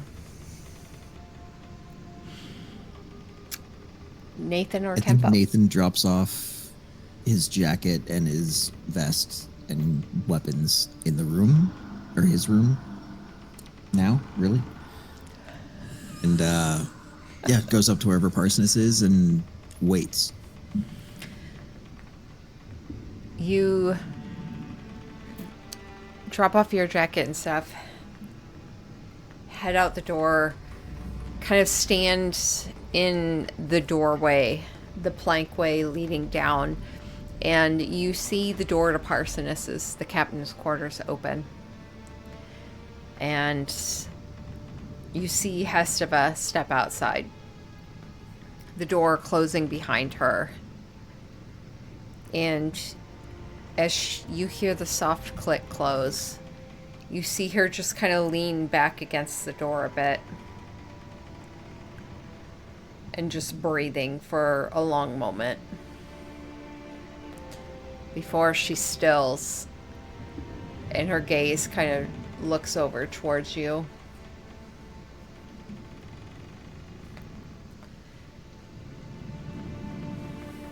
And you see her straighten her blouse in her skirt before she stands to her height. You see her reach down towards a bag she has left at the door, lifts it, and walks over to you. And does not look at you.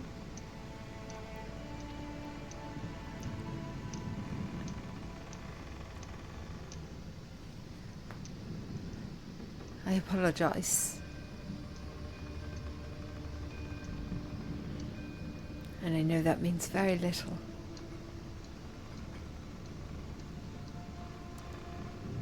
But I mean it all the same.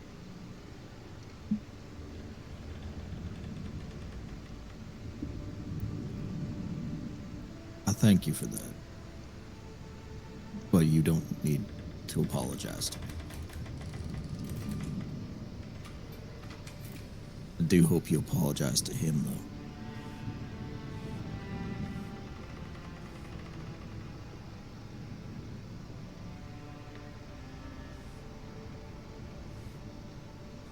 For what specifically?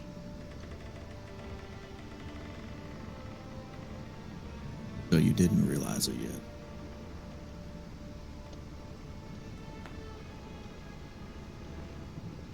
Let me ask you a question. What do you think could be happening right now if you had succeeded?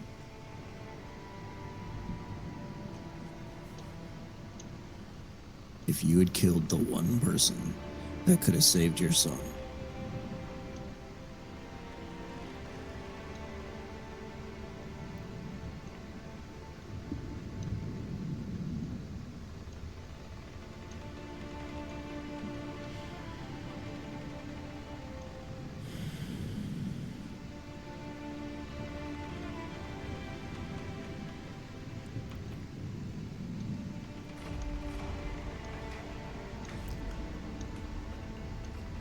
I suppose that is something I will carry with me.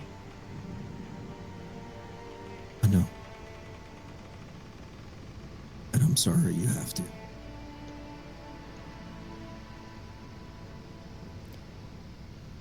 But I can at least let you know there is nothing you could have done that would have killed me.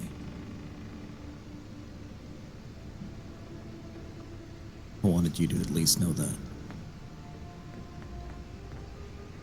So I would have been there to save him. And I would have given almost anything to do so. Because he's my friend.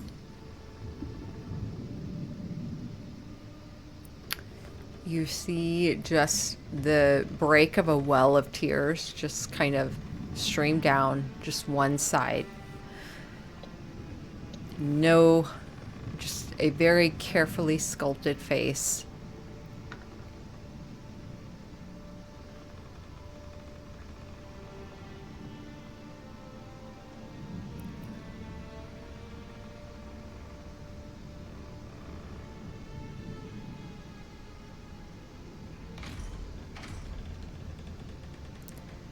Mothers are always meant to leave and to let go.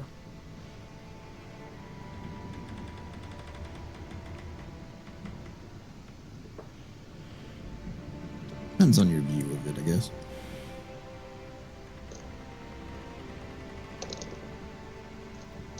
It's not bad when a mother gets to share life with their children. And you get to enjoy that.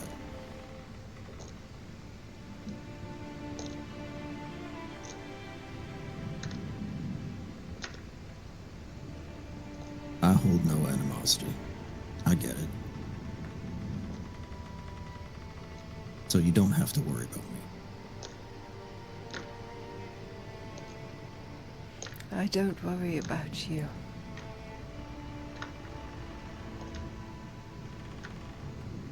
Well, you could a little.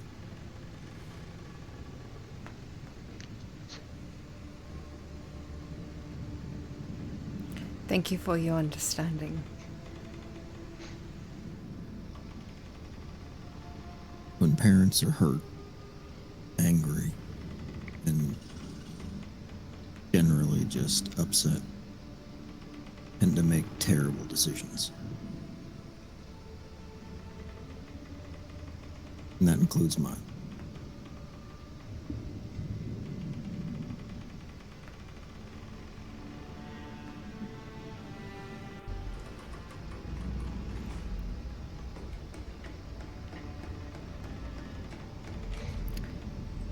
I have only one life to live.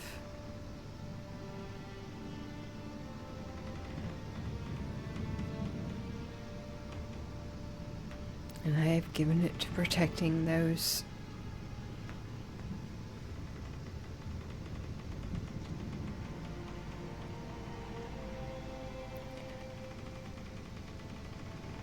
I'm sorry I lost sight of those under my protection.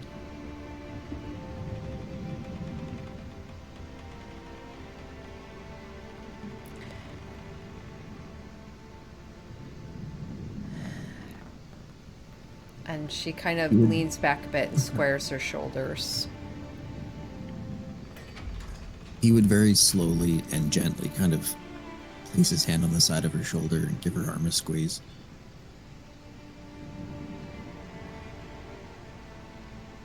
Sometimes you get more than one laugh.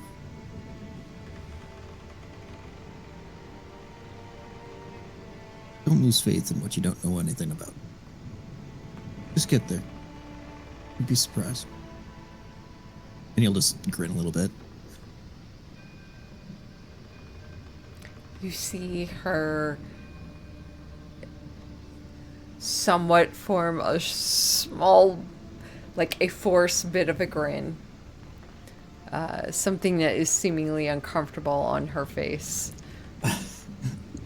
As she kind of gives a nod.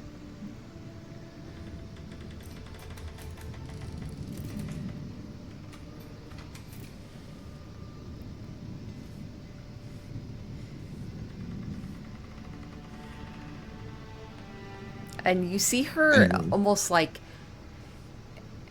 trying to think of something to say, wanting to say so much, but uncertain of the words, which is so unusual on this person. As she just kind of, you see her straighten her blouse once more, tuck a stray piece of hair up and back.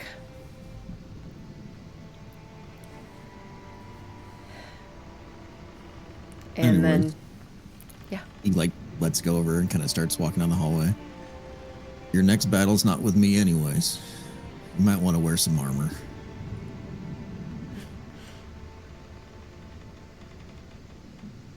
You just kind of continue on, seeing the back of her, the head tilted, and you head towards Parsons' door. The captain's quarters. Mm-hmm. You find him dead. No, I'm just kidding. Yeah. Before that, though, because I love this. I love fucking drama.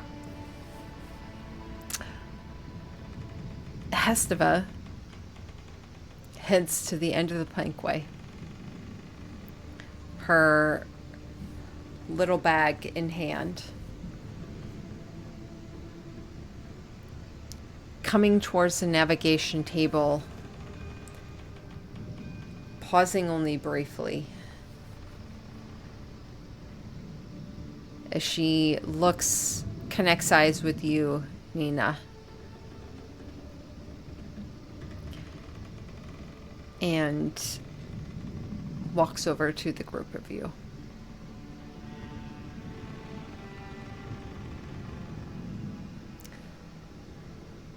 You see Rowan, whose head turns and looks towards who is approaching. You see her shoulders get very tense for the moment. Her hands start fisting kind of at her knees as she tries to look calm. As Hesteva just walks up standing between next to Rowan, and she doesn't look at you for a long moment. Before she does,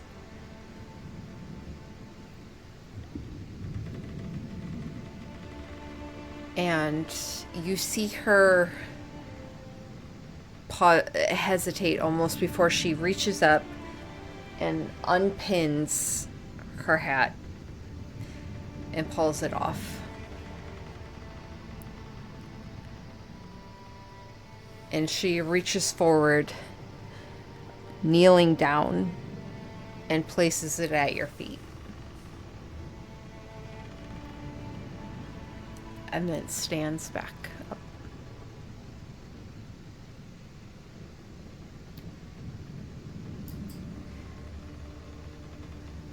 I think for Rowan's sake, I was trying to remain untense, and now Nina just immediately tenses up, like uncomfortable, like what the fuck is happening right now?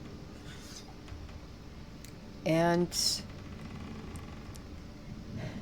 you see Hesteva like taking a breath and just let it out very deeply. As she reaches down, you see her unbuckle and pull free her rapier. And she sets it down on one side of her hat. She reaches over and unbuckles her side pistol and sets that down before you as well. And then she holds her bag out, unties it, loosens it, reaches in, and she sets down what looks like a small placard and just sets it beside the items. And then reaches in and pulls out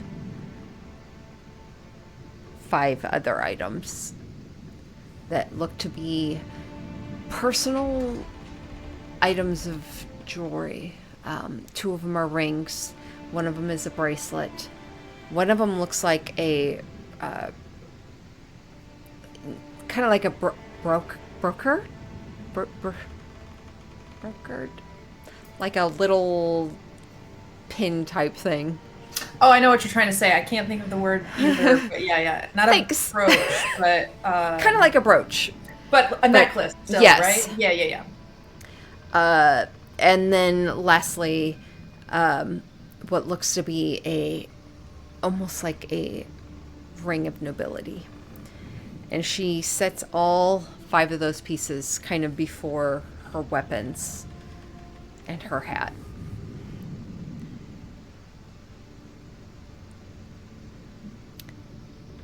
And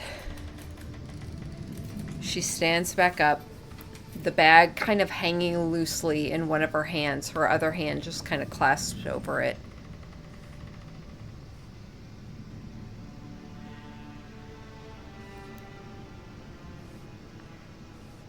These are the remnants of my past life, of which I let overcome my decisions. And I am so very sorry.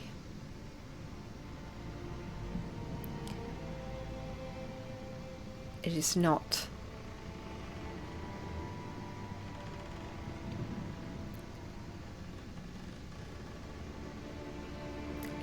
the person I have put so much effort to become. And if you are looking for someone that is shamed, and her eyes look down at the items, then you have it.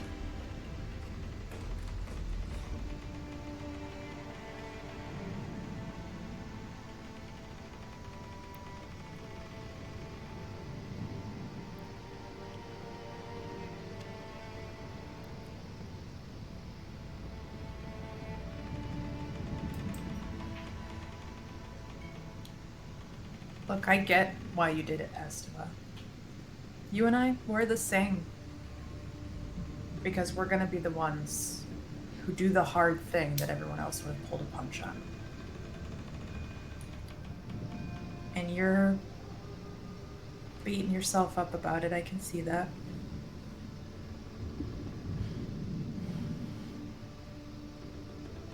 So there's nothing I can say that's gonna make you feel any worse.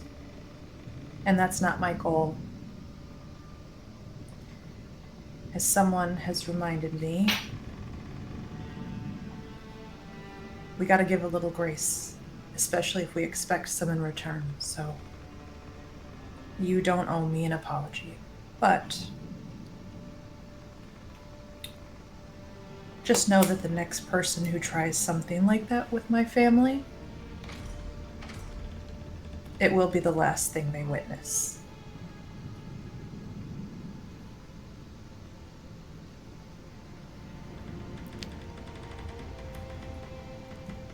Roll me an insight check.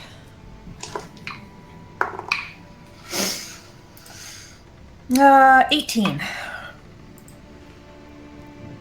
You see the slight nod from her, and the eyes kind of drift up and connect with you. Hestiva is a human woman. She is in the later portion of her life. And you see and sense much from years of experience.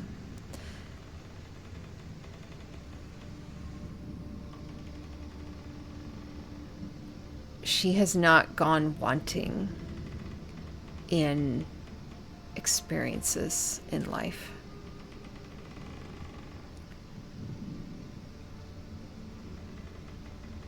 And many of the things that you seek, Nina, family, home and hearth, stabilization, security, consistency, trust.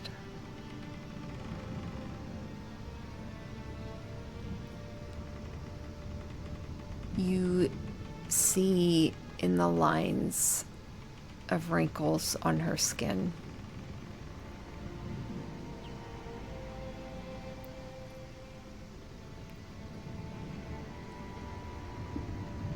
and you see written in the corners of her eyes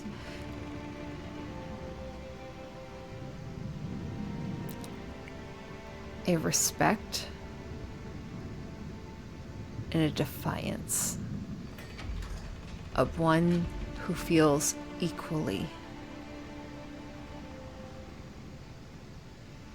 And there is an amount of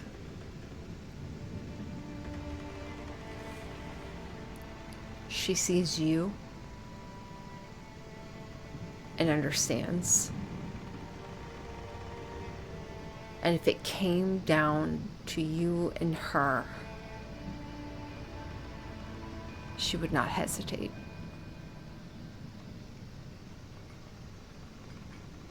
To defend her family. But it would be in such a sense of respect for one who is doing the same.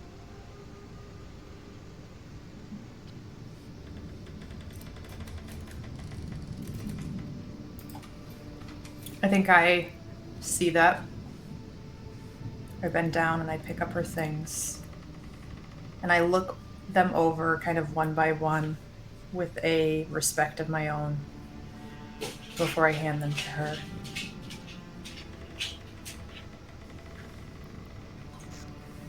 She takes it.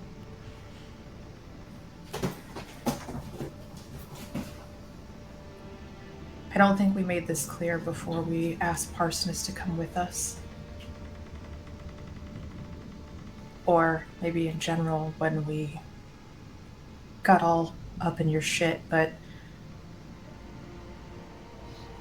we're never gonna let anyone go that easily. I don't care if a god says it's their time, a devil, a hag. The thing that makes us family is that we don't stop until they're back with us. So I don't plan on asking anyone else from your family to put their lives on the line for ours again, but just know if we did, or if they did of their free will, none of us would rest until they came back whole to you, okay?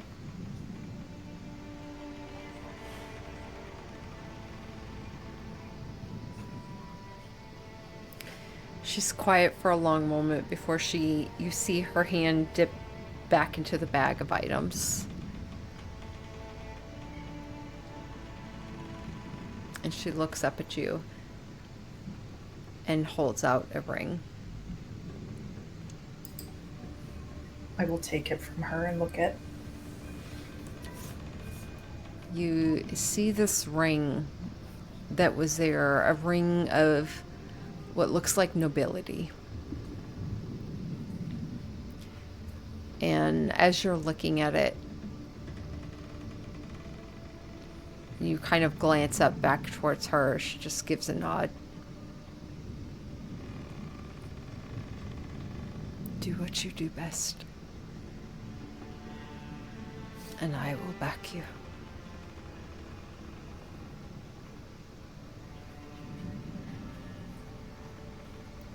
And you see her cinch the bag. Her hand just kind of like briefly rests on Rowan's shoulder, gives a squeeze before she kind of walks off and heads back down the hallway.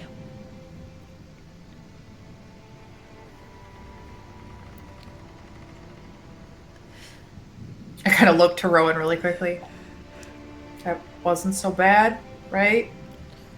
God, that was so much better than I thought it was gonna go. I tried to play nice. I'm putting it out there. I did my best. Yeah, no, you did great. You did good. Thank you. Are you mad she gave me a ring and not you? I mean, a little. I just tease her a little bit more. I kind of pull tempo and like it's a little bit of like a loose hug for the both of them too, just to try and shake off some of the tension. But is there anything? Is it just a regular like noble signet ring? As far as you can see, it does. Yeah.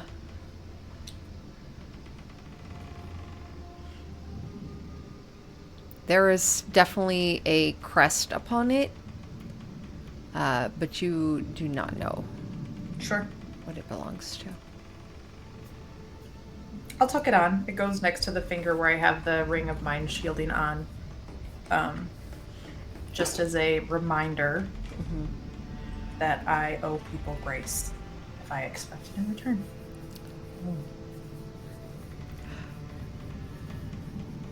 Okay.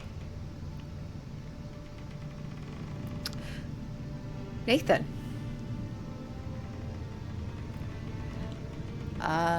You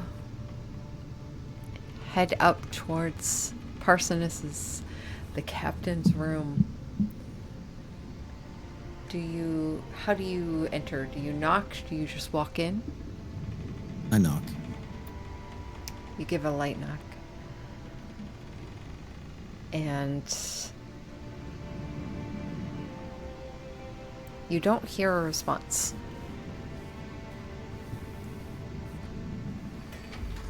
Then he will back up, lean against the wall, and wait.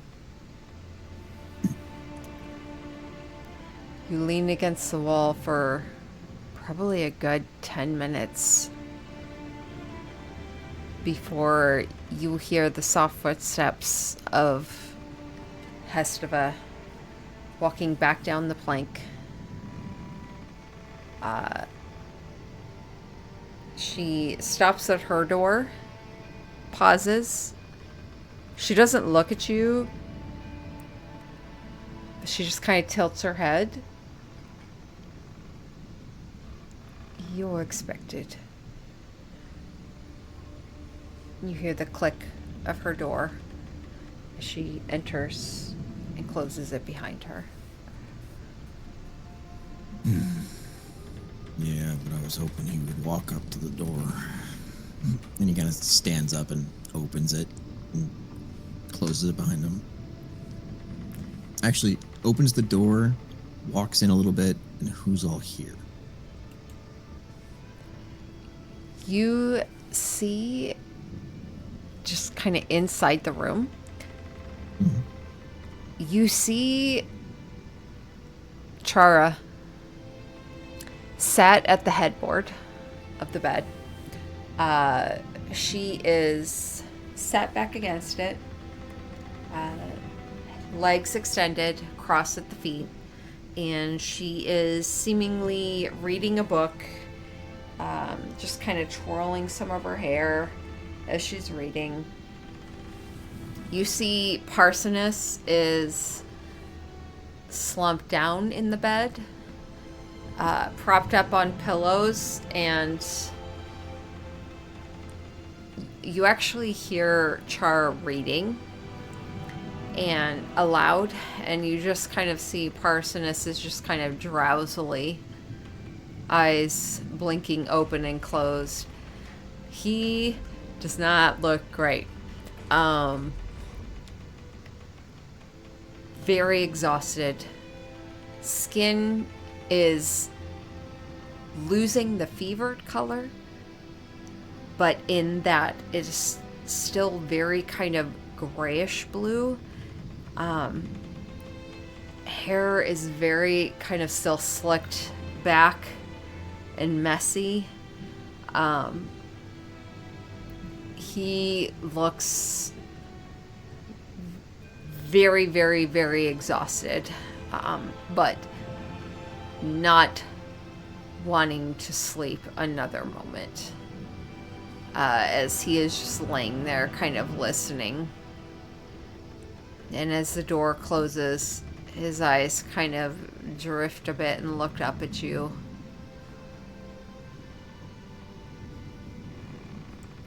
And Chara's reading kind of stutters a bit and stops as she looks up to you as well.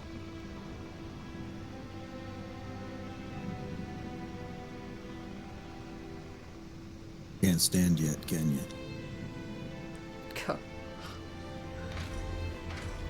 No. No.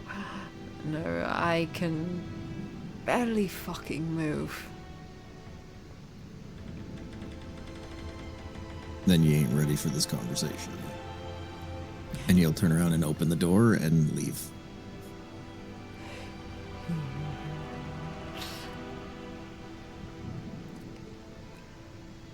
As you're walking down the plankway, you hear stomping of feet, a door open, and then slam. And if you don't turn around, you hear a humph. That's it? You're just gonna... That's all? Until he's ready to stand. Yeah. I would rather he gets some rests.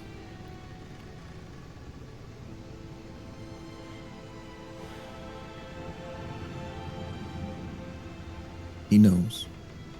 I could see it in his face. I'm not worried. I just want him to heal. And I'm not a healer, and you know that. So there ain't jack shit I'm gonna be able to do in there. If I maybe give him a potion, but I'm sure that's been done already. Yeah. So for now, yeah, That's all. That doesn't mean I'm leaving and not coming back. Just means when he can walk up and stand in front of me, I'll come back. Why? Because you can't face them when they're down? I absolutely can.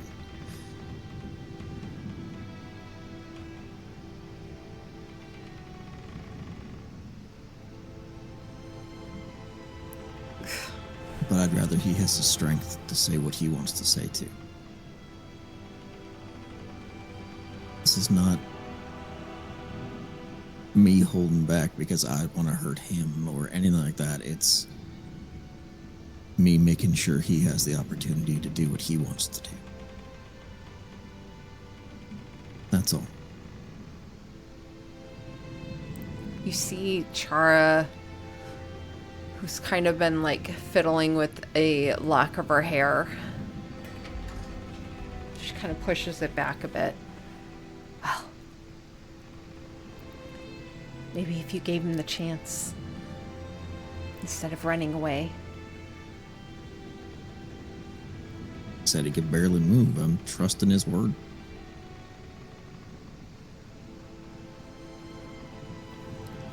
You see Chara like shake her head, and she just turns, heads back to the room, and goes inside.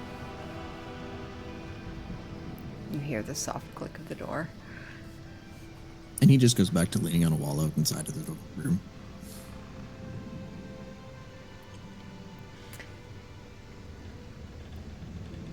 Silence kind of settles over the Manta Rose once more.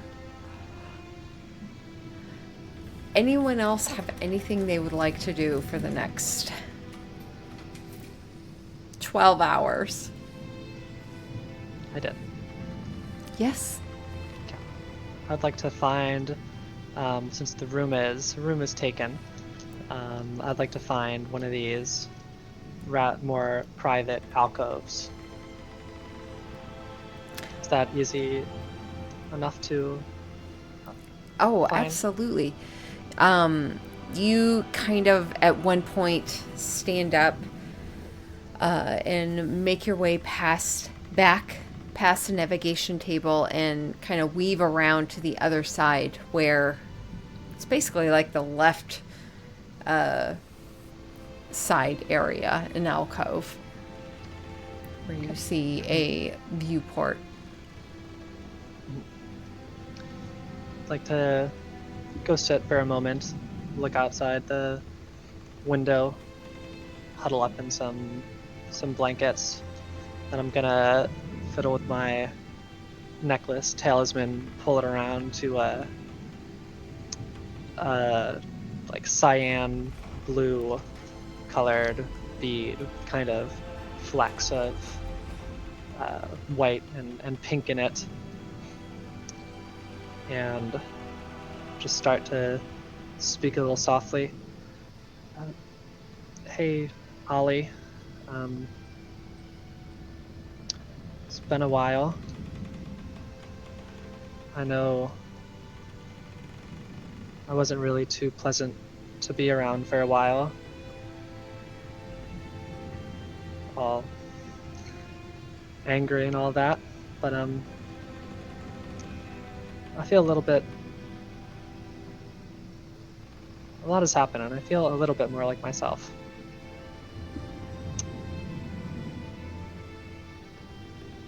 It'd be good to have you here again. And I'd like to try to cast Find Familiar, which I may do through the Pact of the Chain feature, just as an action. And I will try to summon Ollie, a Sphinx of Wonder. Are you changing from the Pact of the Talisman to the Pact of the Chain? So I switched to the 2024 rules, and they're just like invocations that you can take. You can just take a bunch of different ones. So I did. So I took Pact of the Chain. Sorry, I took Pact of the Tome and Pact of the Chain are features I have as that, and then my subclass ability that gives me a pact I used to get the warlock get the talisman from the old rules. So I'm just like.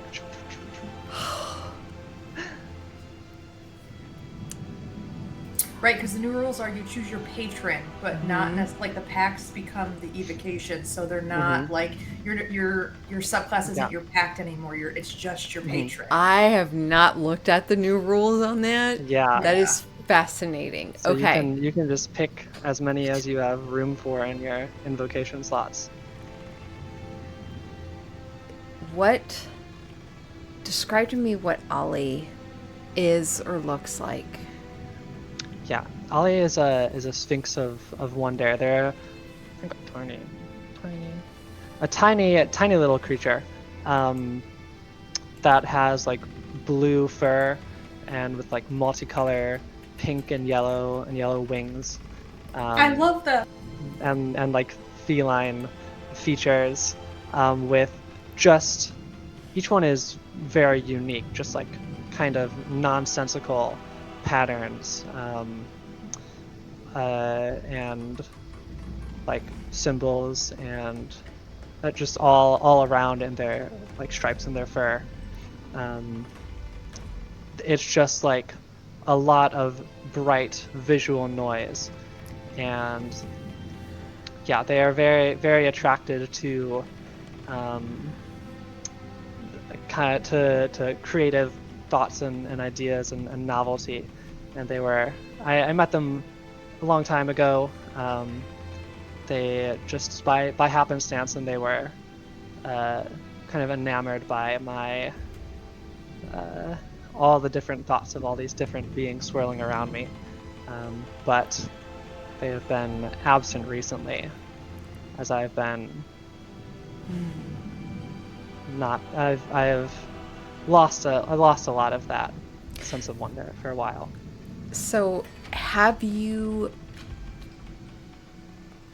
engaged with them since your home was destroyed? I would say no. Okay.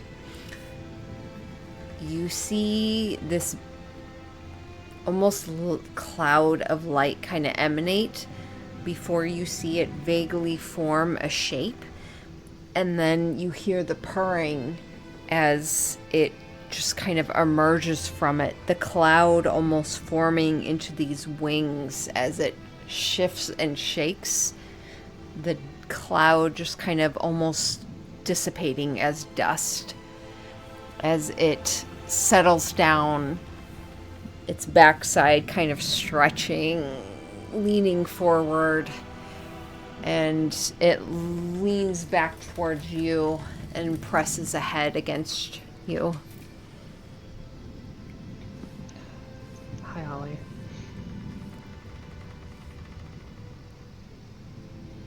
It's been some time. It has. Where Sorry have you about that. been?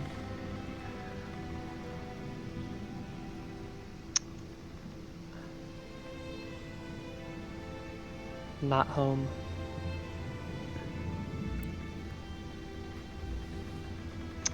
It's gone.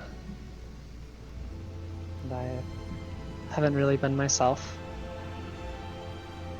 You hear purring as the head presses against your thigh, and a long tail kind of wraps up and around your neck. You feel the fur of it before it just kind of draws down your arm.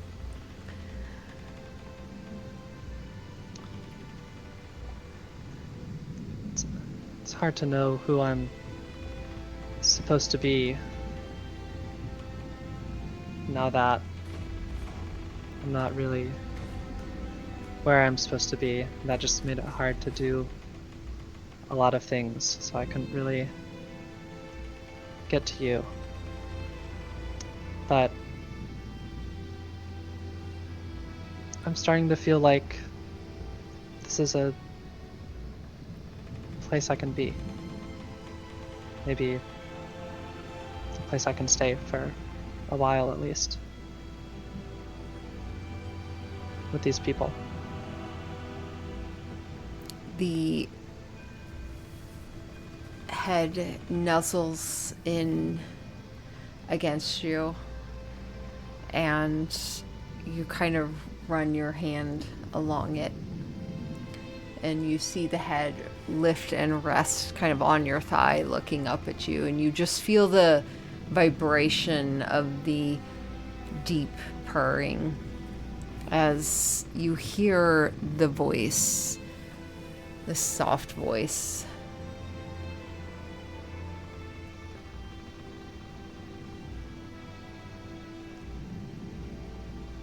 You humanoids always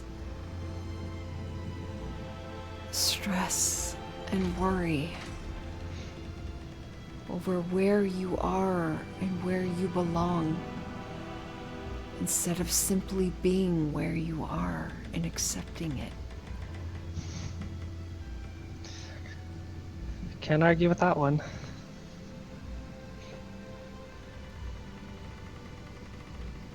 Hard habit to break.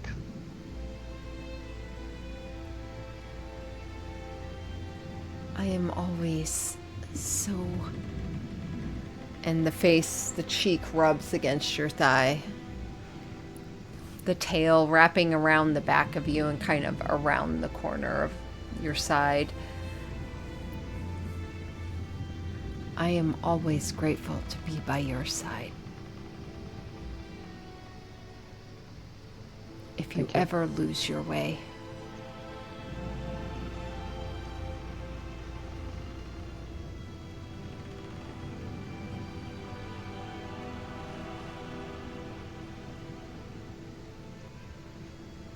I'm glad you're here. always.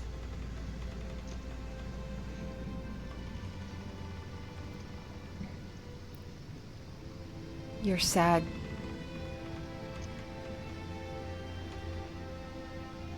Conflicted.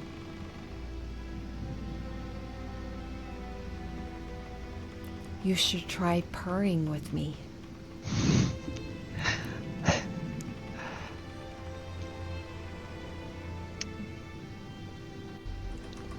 Why not? And one of its paws kind of reaches up and just rests on you. And the head lifts and looks at you, and you feel the vibrations through the body, the tail wrapping around your body and just kind of lazily flicking as it just kind of nuzzles its head into you every now and then. And just practicing a sense of calmness and a sense of being, especially from a creature who only exists when you call upon them. And they're comfortable in that. Because they're recognized in existing, and that kind of strikes deeply within you.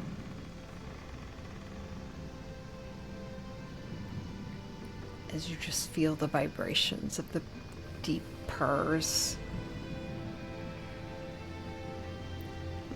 Yeah, I'll sit there for a while, enjoying that, just feeling comfortable, almost, not quite, but almost at home for the first time in quite a long time. You're my best friend, Tempo.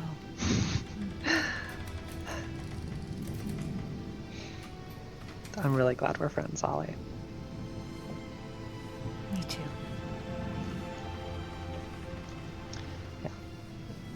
After a while of that, I think I would continue to relax there pretty peacefully, quietly.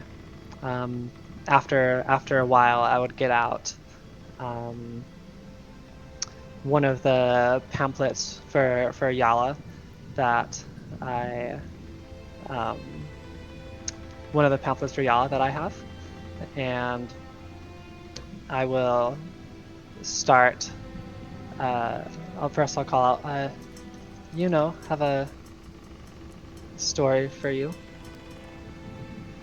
and this ghostly nymphish form just barely subtly materialize alongside me, and I'll just slowly start to tear out pages, very very gently from Yala's, and hand them to her.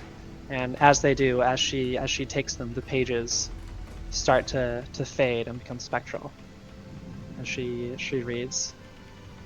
So I'll sit there handing her pages one at a time for a while. Her large paw kind of presses one of the pages down every time you kind of... This is, sorry. One of your patrons, right? Yeah. Or like they things? Yeah. Mm-hmm. Yeah, is the ghost of a nymph.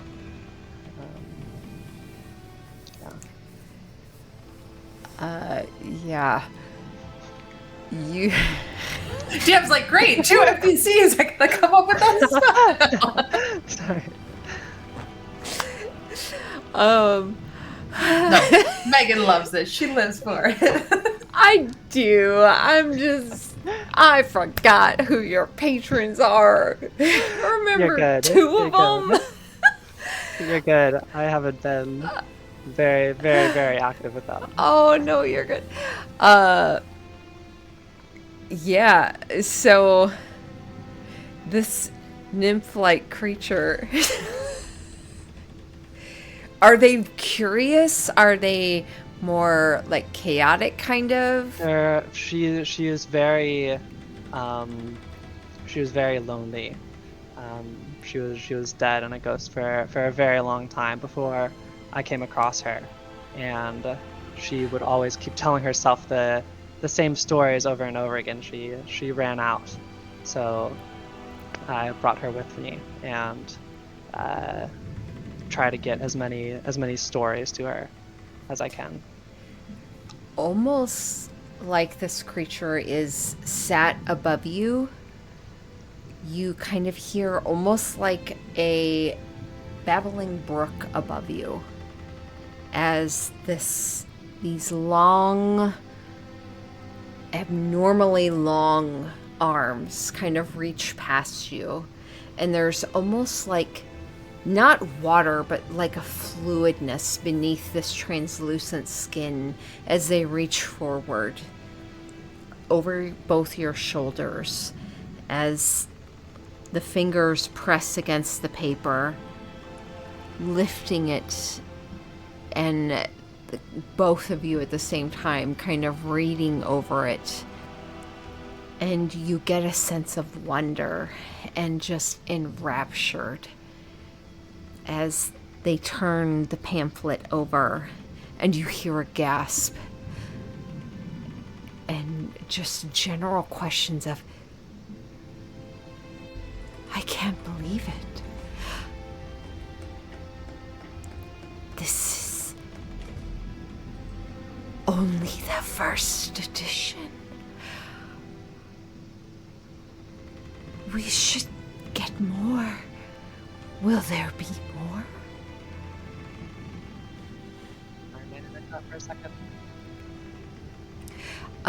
She asks if there will be more editions. I think so. I've met the author. I think she's working on more. And You'll be one of the first ones to know. You see one of these long arms, the hand abnormally large, come up and over, just almost like pressing over your head and down the back of you like a soft petting. And with her other hand, the pamphlet is laid back down. reaches up and just kind of rests against your shoulder. Thank you, Tempo. Of course. That's what I'm here for. Such a caring spirit you are.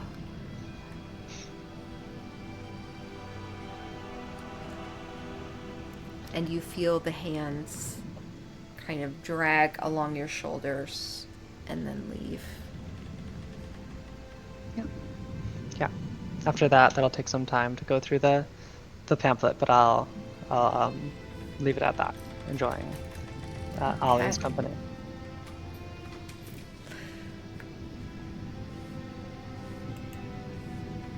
All right. Anyone else have anything they wish to do? Okay. Yeah, I think without Kara and Allie here to actually feed Shara and Rowan and make sure they don't have anything they want to say, I think we're good. Okay. Oh wait, Nathan probably.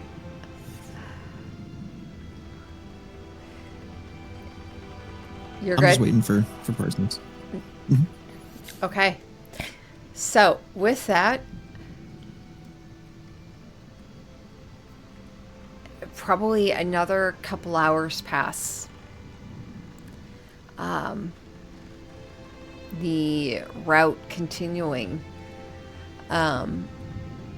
At one point, now that it is actually well into evening, you probably have about 6 hours left to travel. You'll get there at very, very early in the morning.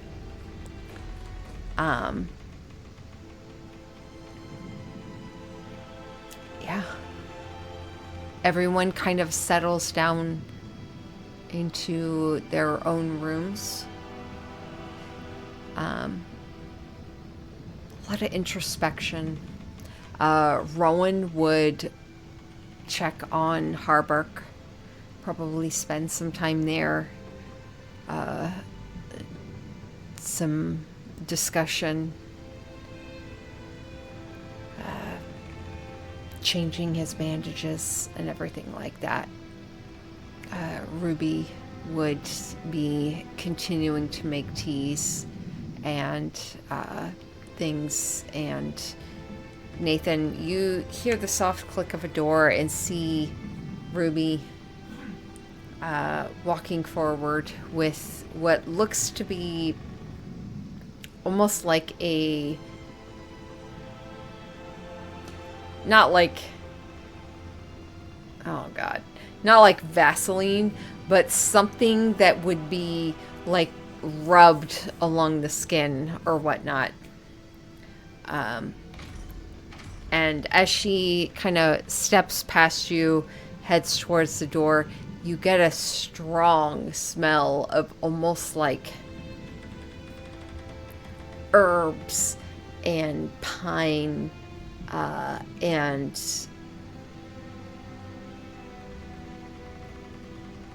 maple and such, and almost like a pepperminty kind of smell on the back end as she walks up to the door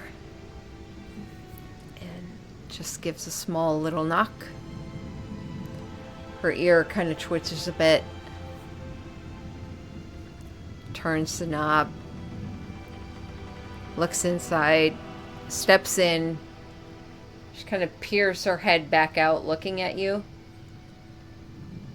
You okay?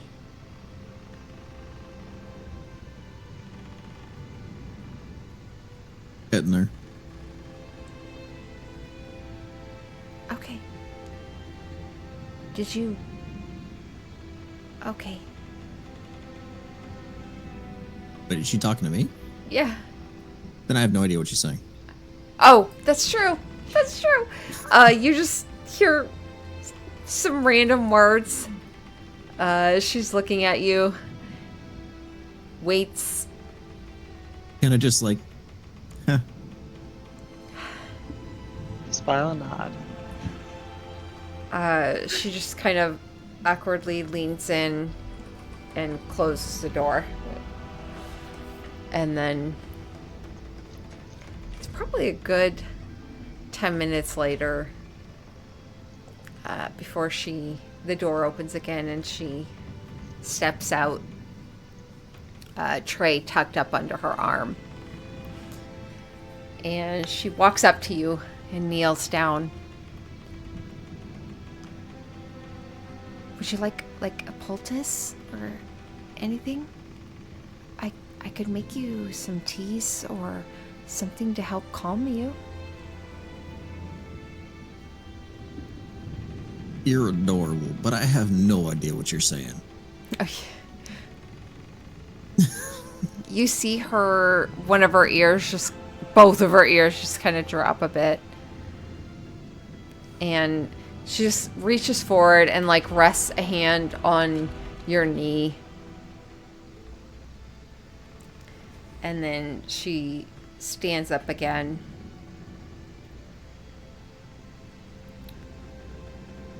Kind of gives you a weird look. And then scampers off and heads back to her room. Yeah, that's about right.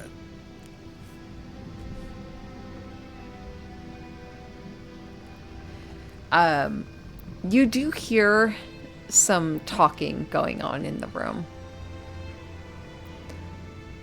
You hear the voices very muffled and not loud, but of Chara and Parsonus just talking.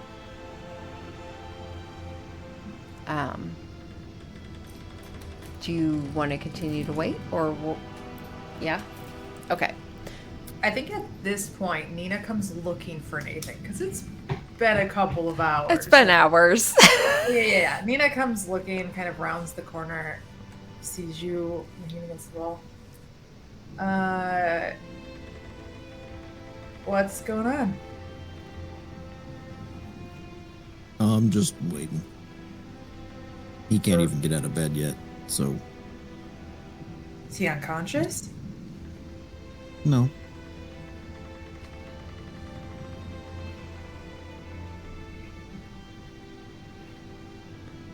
Can he talk? Yeah, Then what are the I just want him to be able to stand. Why? So I know that he can.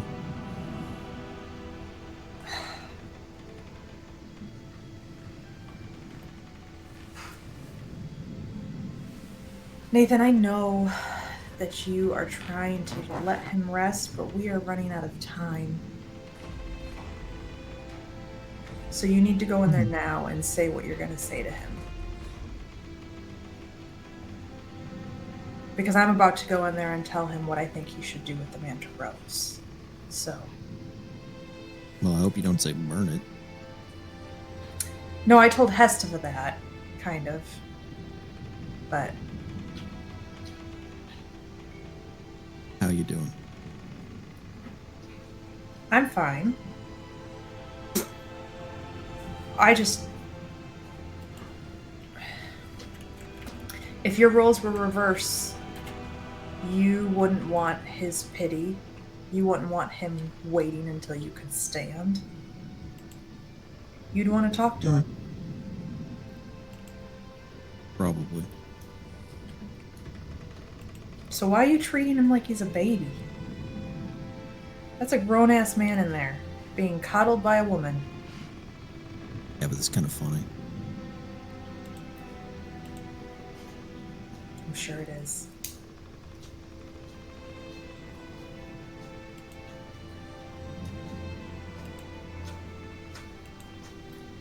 Alright.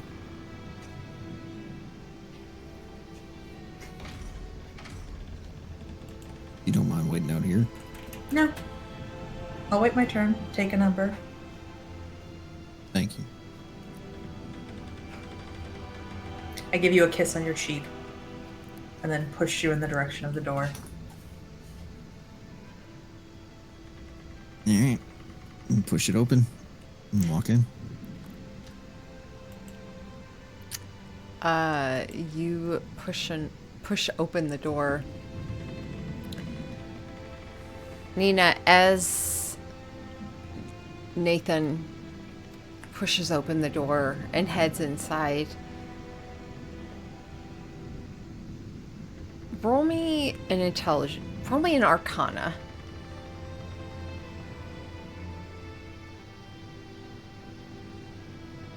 It's a 12.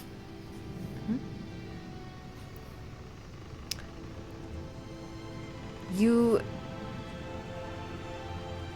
feel your attention drawn to the ring as you feel almost like a bolstering,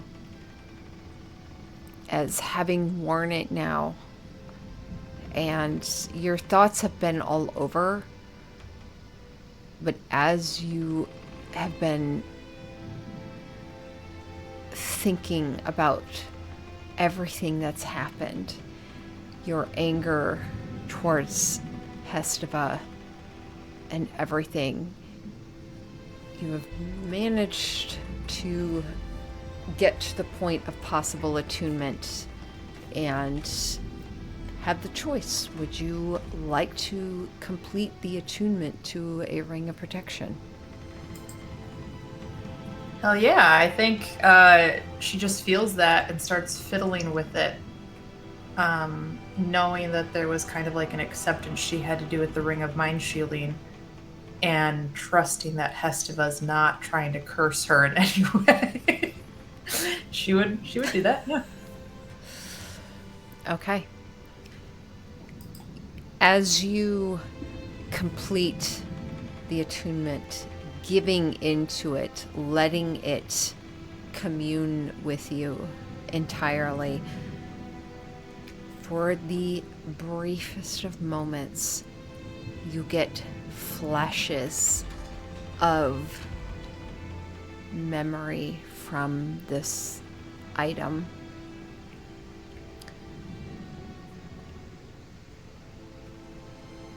A king looking fondly upon his spouse and his 3 children.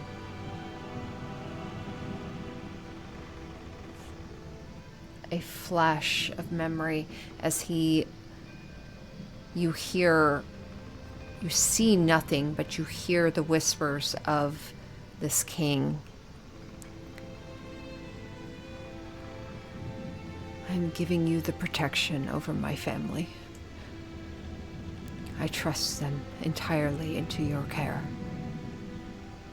No, this is not given lightly. And you hear a much younger but familiar voice say in response, I swear to you I will. I will give my life for them. And you see a flash of years and then fear, fire, screaming, and at the end of it you see a much younger vision of Hesteva, blood splattered, as hair just completely awry and loose, and she is looking down with tears in her eyes, holding up the head of this king. And you see his hand just reach up and press against her cheek as she grasps against it and holds onto it, the ring slipping into it as the hand falls free. And you see her eyes just kind of close.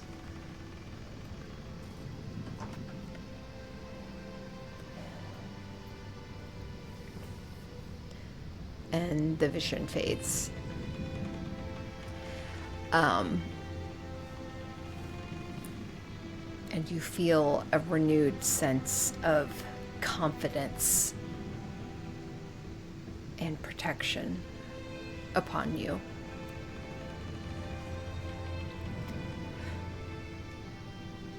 And with that, Nathan, you head into the room as the door clicks closed behind you.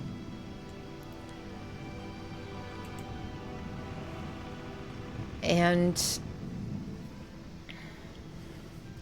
you see Chara, who is half, like, the backside of her is kind of up and over. She's half under the bed.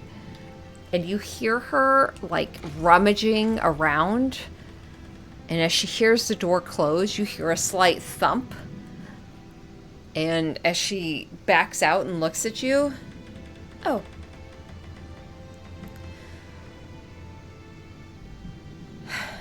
Okay.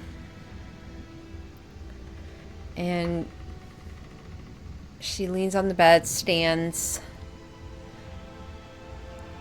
and she kind of steps back towards the headboard. You see Parsonus is laying there still.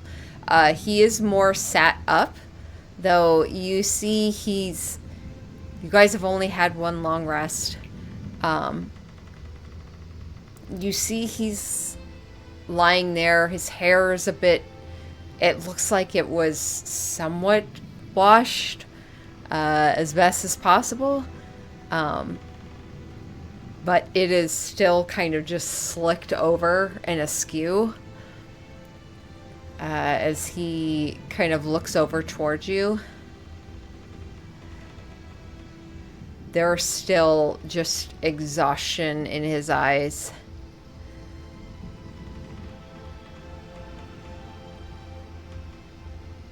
Hello? You're just going to stand there? Or did you come here to apologize for ruining another one of my shirts?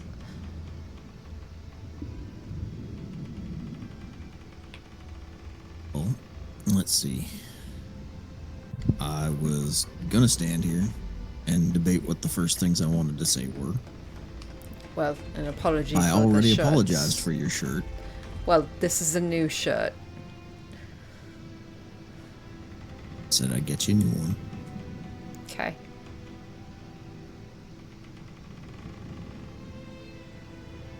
Is there any way we can do this alone? You see Parsonus's eyes drop a bit before they kind of look up towards Chara, who is leaned back against the wall and just crosses her arms and looks at you.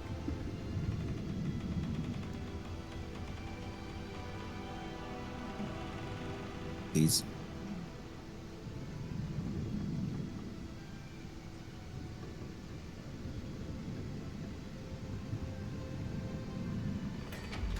Roll a persuasion check.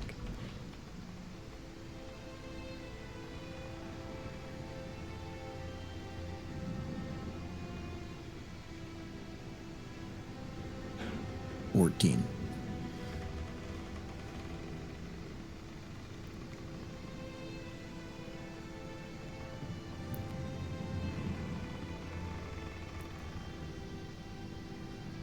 I'm totally fine if he shares with whatever we talk about afterwards. I'd just rather do it between him and I first. Yeah, no, I understand you need to have your best friend, whatever, boyfriend time. That's fine. Just know I'm really upset and I'm mad. And it may not all be at you. I get just whatever. I don't know who to be. I know who to be mad at. But I'm also just mad. And you're allowed to be. And I'm happy to let you take it as much as you want out on me as you'd like. Ugh. You don't have to be the fucking martyr. Fine. And she kind of looks down at Parsonus and just kind of like rolls a hand over his head, like pushing some hair back. Do you want anything? And he just kind of looks up at her and just kind of gives a nod, a shake of his head. It's fine. Go enjoy some girl time. And she just kind of snorts, okay, and walks towards the door. She pauses next to you, Nathan.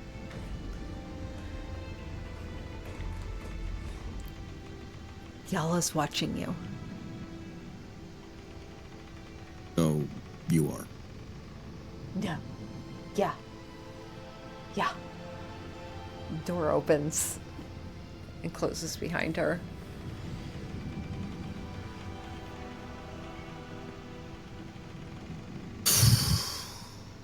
You know, I really, really wanted you standing for this. Yeah, I would love to be able to stand, but I can barely move. And he kind of walks up towards the side of the bed. I want to punch you so badly right now. I really don't. Would prefer you didn't. Friends do not hide when they are dying in the immediate.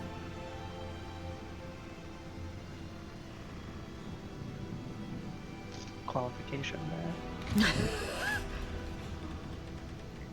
I was about to say hypocrite, but You kind of see Parsonus like drop his gaze off to the side.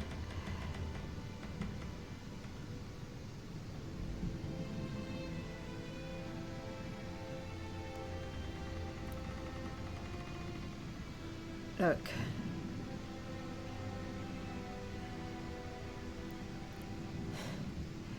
You all, the group of you, are so far beyond what I'm capable of. And God, Chara, she's a completely different fucking league.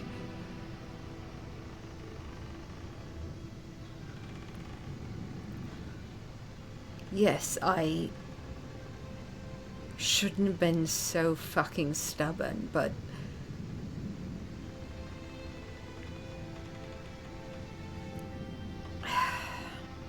yeah, you're right.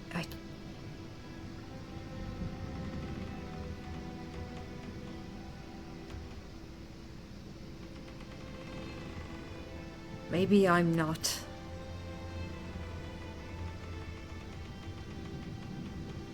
Maybe I'm not meant for this. Nathan like sits on the bed next to him, grabs him by his shoulders, pulls him up, and just like pulls him into a hug. Oh. He's I cannot lose friends that I've just finished making. It is way too short a time for you to go anywhere. I can protect you. I can stand next to you. I can fight with you. I can do anything you need as long as you just talk to me.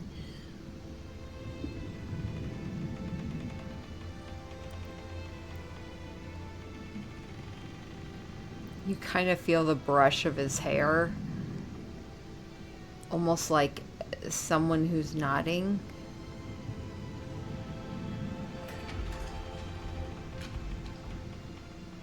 Right.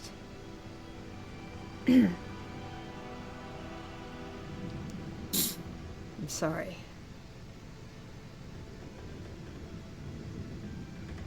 I'm sorry for shooting you.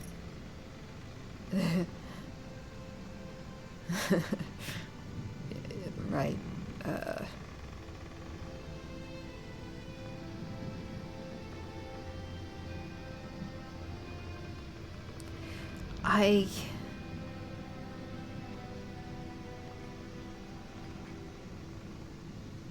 I'm sorry. I didn't want to put this on you. I know you weren't at fault. I know what it is to be under influence, and I just...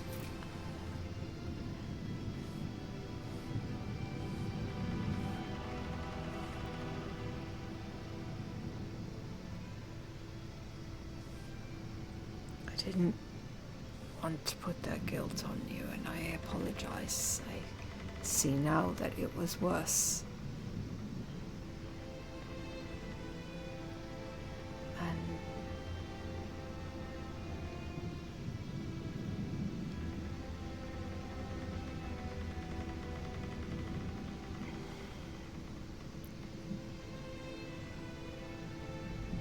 I don't really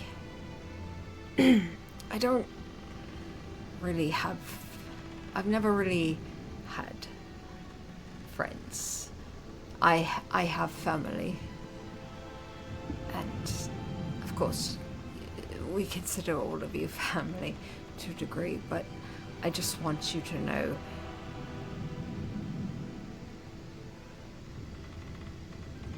thank you. It's...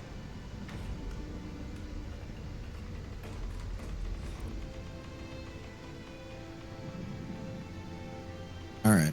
And he like pushes him back down to the bed. He You said like sorry. I said slumps sorry.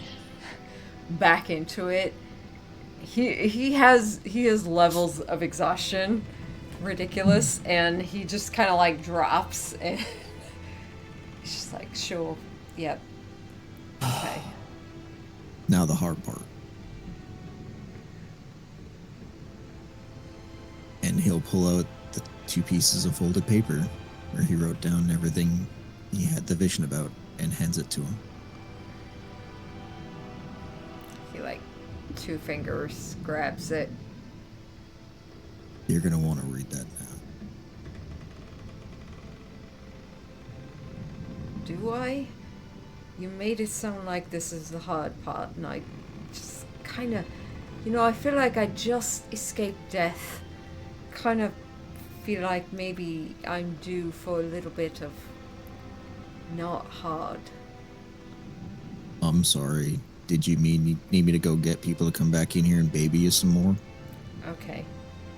Great. Good to know.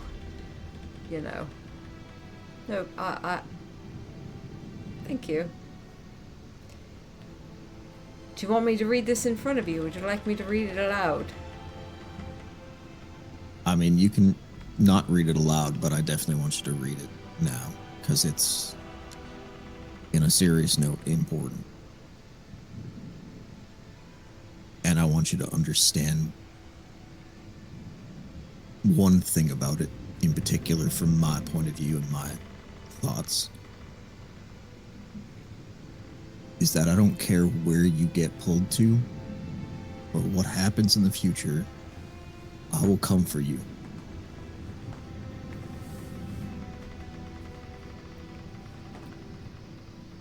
You see his It's brow your kind of family, too. furrow a bit as he hears you say this.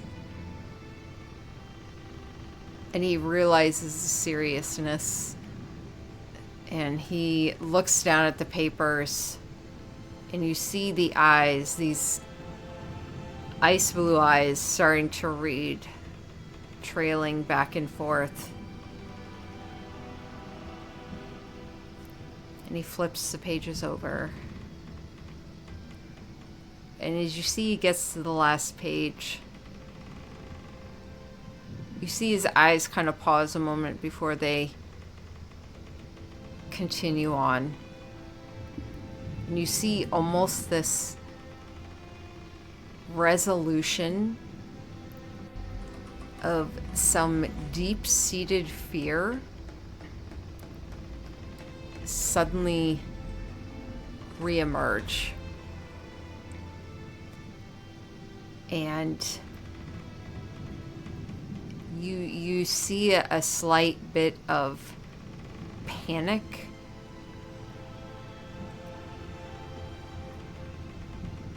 and a heavy amount of unnecessary shame and guilt, as he just kind of lowers the papers and his gaze is distant.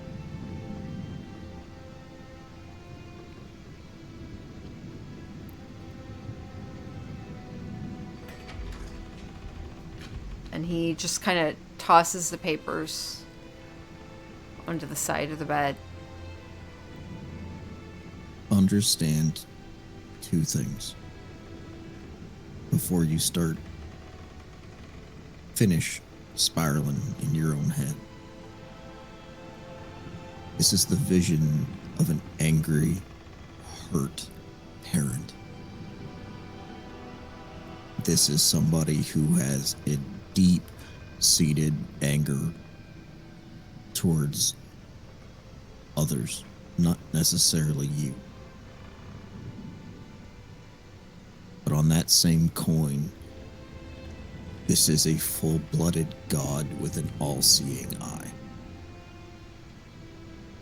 So it's not something I would take lightly either. However, visions are never set in stone. And I mean never. This is one we can change. This is one we can avoid. This is one we can fight. And we will fight.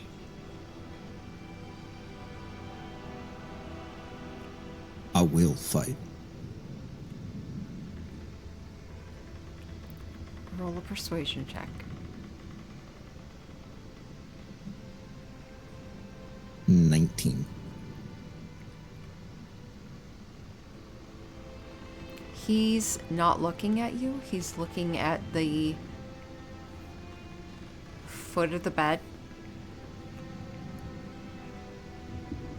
And you just see a very carefully guarded expression.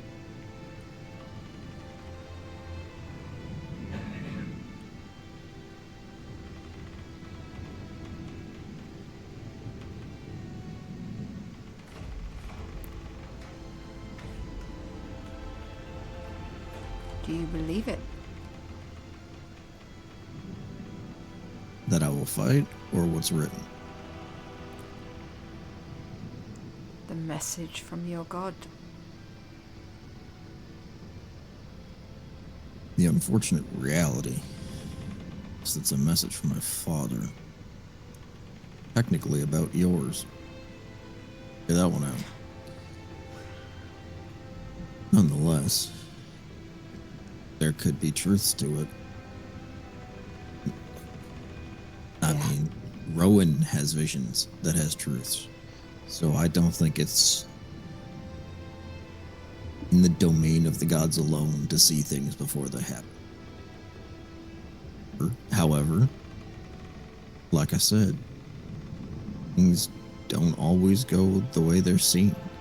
Now that we've seen them, things can change. Just seeing it initially changes the fact that it was going to do whatever it was going to do.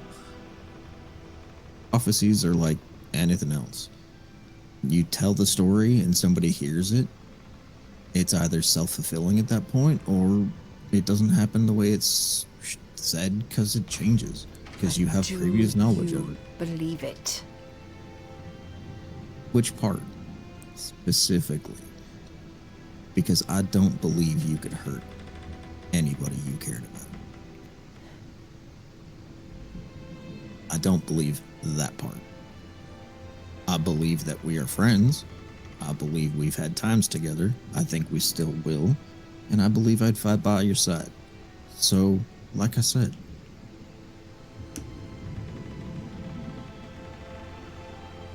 you can't ask me if I believe it on the whole when I want to believe some of it.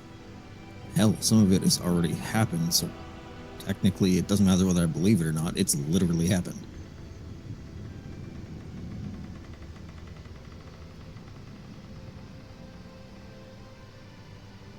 Plus, could probably stop you without killing you. So I could easily make that not be a thing.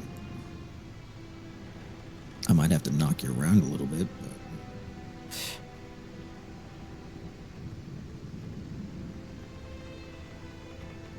Thank you.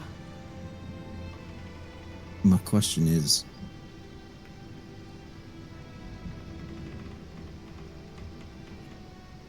what would you rather see? And I will do my best to make that happen.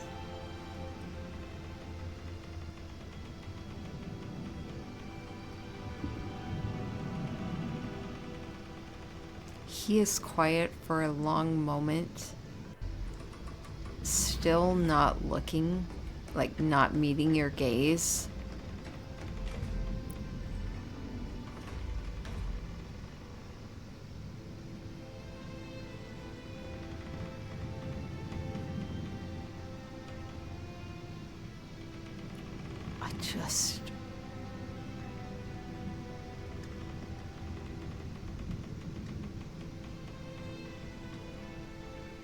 I don't know. Sure. Are you sure? Or are you just afraid of saying it out loud?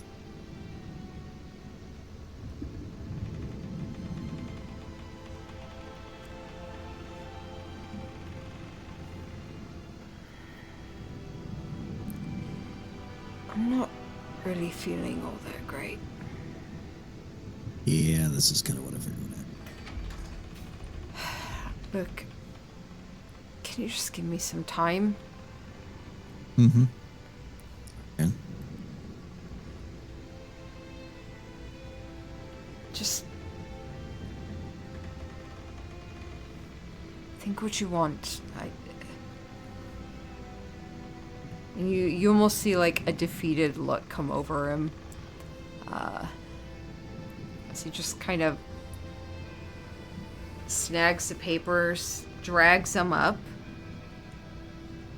and you see him kind of tuck them under the covers a bit.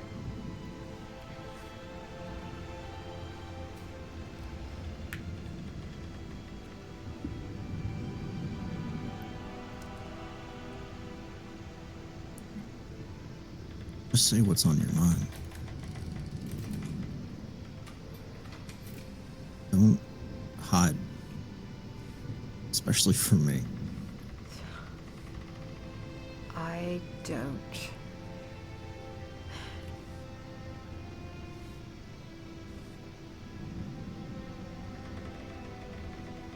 What can I say?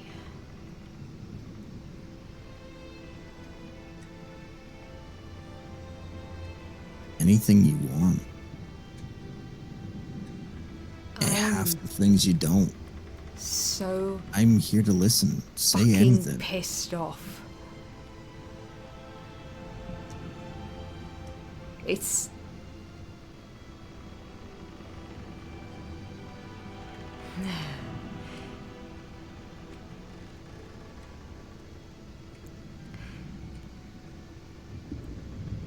I'm just another man who's angry at their parents and their background.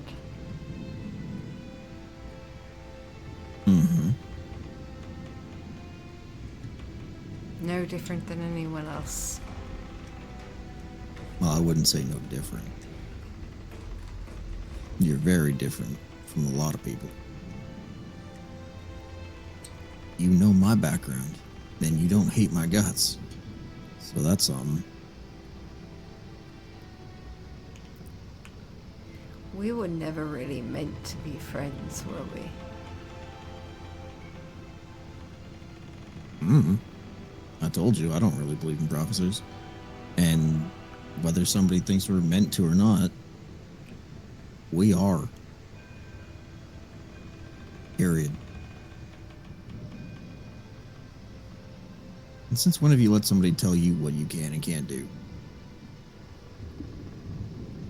Other than Chara.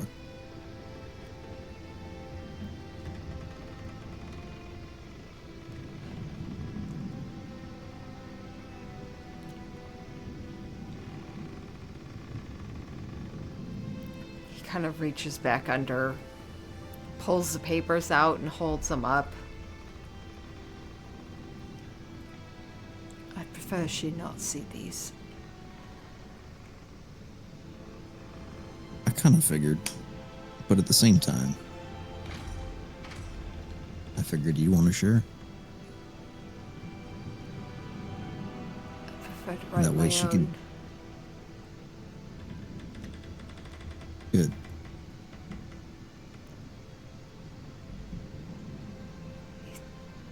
Think you could have yours, you know, maybe put these up. I can. Okay. I'm sorry. I'm sorry what? we're at these different ends. How is that your fault? It's not. Then what the hell you apologizing for? You know, just I'm trying to reach you on a level that you've clearly been reaching out and I've been buffering, and this is me saying, hey, yes. Fuck off, mate. Gives him like a light punch in the shoulder. And like, He like he just like is like, oh, doesn't hurt or do any damage because I healing hands at the same time. healing hands. You feel some of his Or lay health. on hands.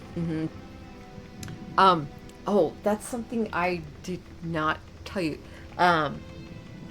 With everything that he went through before, part of the affliction was whenever health points were taken from him, his max healing was also dropped alongside it. Yeah. So when Rowan healed him for 2 points, that is the full amount that he could have accepted. So he has like 5 levels of exhaustion. He can barely take any healing at this point. What you give him now is a minimal amount, but it is still, you see him just It's kind one of HP just to stop it from doing anything. great. Considering Nathan literally does 0 damage with physical attacks. So Yeah, you just see him kind of go, said I wanted to punch you. well, congratulations. You've punched a completely debilitated man laying in his bed. Well, I wanted you on your feet. I'm not going to be on my feet for a little while.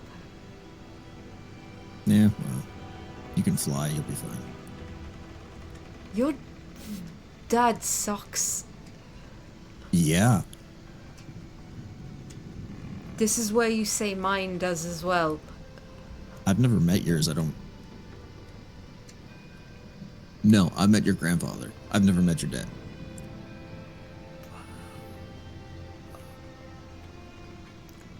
Okay. Alright, yeah.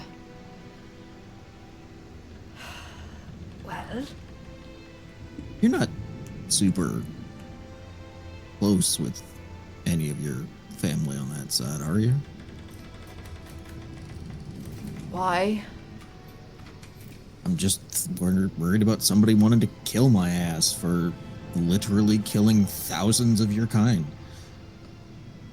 Nathan, Or half your kind. Your half kind? I don't know how to word that. look, I'm it's going to take me several days to get back on my feet, but I promise you, if any of my family try to come and fuck with any of mine, I would...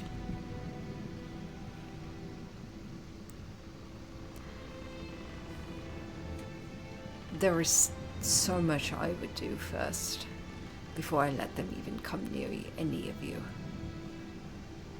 Oh, good. We're all on the same page then.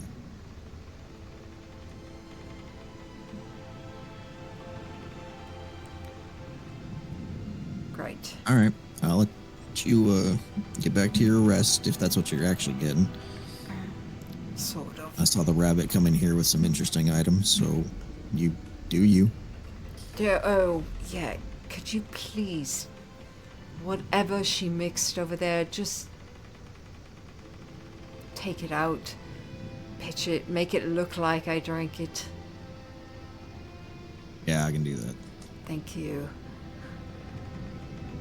Have somewhere I can pitch it in here because I bet you money she's going to be waiting on the other side of that door for me. I said that.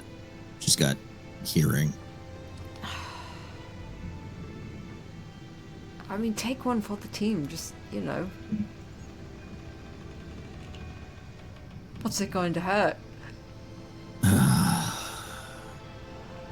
God, I did shoot you. All right. And he walks over and just grabs it and downs the whole thing, whatever it is. You down it, and it tastes like ginger and fuck, I'm totally failing on my herbs.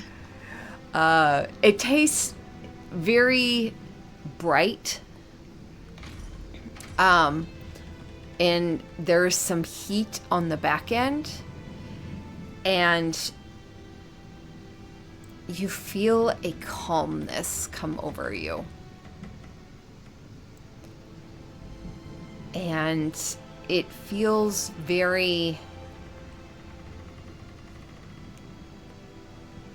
like a Xanax. Like you just, everything's pretty cool. Pretty good for the moment.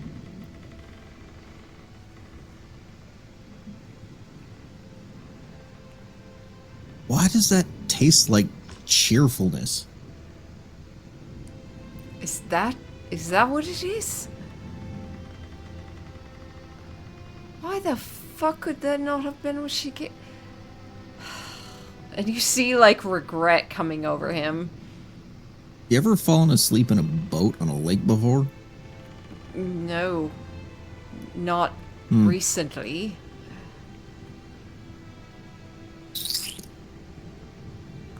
Oh, there it is. Well, enjoy it, you fucking dick. Well, and he picks up the tray and starts walking out. You head out into the hallway, and anyone have anything else they would like to do? No, I think we could actually say that when Nina saw Chara come out, like maybe the two of them just actually walk away to go find the others and give them a little space. Nina wasn't actually planning to go in to talk to Parsoness.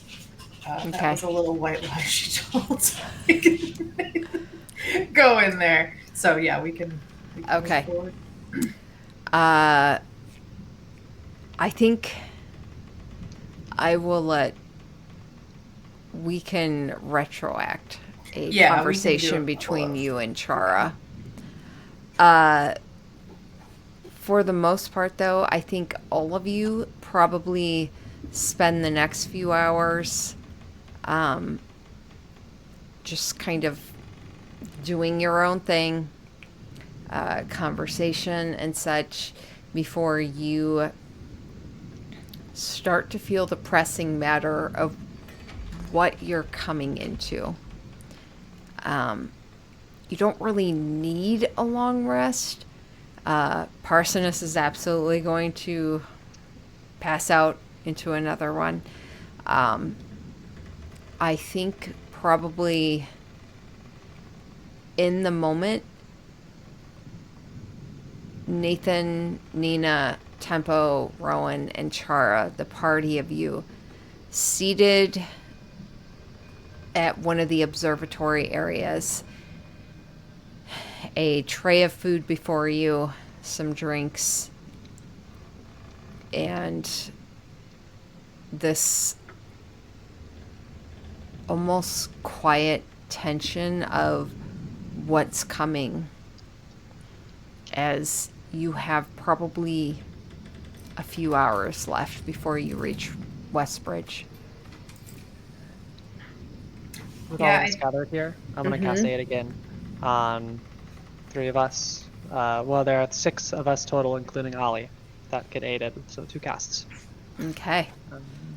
Yeah, just while it's a few hours before we Nice. arrive. Can the rest of the party see Ollie? Yes. Okay. So Yep. everyone I else, was gonna say, yeah. yeah, you see this colorful. How big is Ollie? Is it like I think your they're size? a tiny creature. Tiny. I think it's Okay, I'm a a lion small cub creature. was what the Mhm. the thing described it as. Mhm. Lion cub size. So like, yeah. So not like tiny. Not that much smaller than me. So I got drugged again, I think. You just see Rowan sigh. And Chara kind of snickers a bit into her drink. Because I'm seeing the most colorful cat thing right now. Where? And he just points. That one. That one right there. Chara like makes the show. I don't see anything. Okay, so it is me. Because there's that one, your normal 4 spirits. Are you sure you're just not losing it, Nathan? Yeah, I just said I was drugged. I drank whatever the rabbit birth lady gave She the has a name, and it's Ruby. It's Rhubarb. Well, I don't know it. She keeps trying to talk to me, and I don't understand a word she's saying. Okay, yeah, we all see the cat. What do you Everyone mean you meet drank Ollie. potion, rhubarb babe? I love that, like, Tempo's like, yeah, this is, and Nina's just like, what do you mean you drank the... Yeah, no, I think it's like a little like side whisper to Nathan. But continue, go ahead, Tempo. She doesn't actually need an answer. Yeah, I would just introduce everyone. This is Ollie. Ollie, this is Nathan, Chara, Nina, Rowan. Chara just, like, leans over and, like, rubs a hand under without quite touching and just like, hello. Hello, Ali. That's a good girl. Good boy. Whatever you are. You can be whatever you want to be. She just kind of boops him on the nose. Rowan kind of looks at it for a moment. Drink half to their mouth.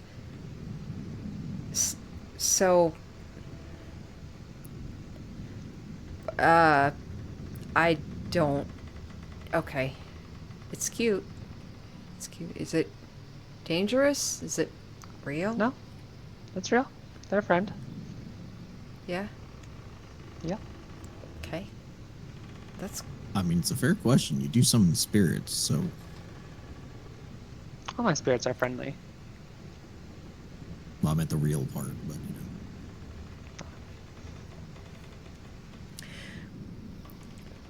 Well... Welcome, Ollie. Glad to have you a part of the crew. So what are we doing? No, I still have a question. Where did it come from? Um, Like, you didn't find this in the tent, right? No. I've known Ollie for a long time. I can kind of make them appear or disappear. I used this one. I shimmy around the tailspin and pull out, like show out a cyan, like blue bubblegum colored like sphere with metallic flecks of pink and white. Right. Just hadn't seen him for a while.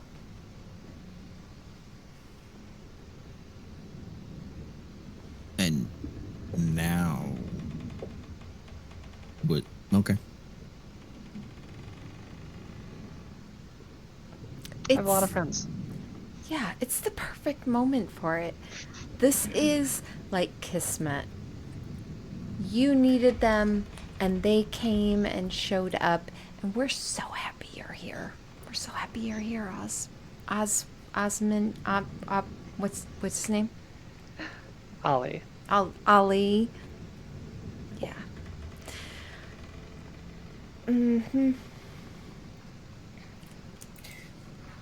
Any other questions for our new addition? I mean, a couple, but I'll keep those to myself. No, now I'm curious.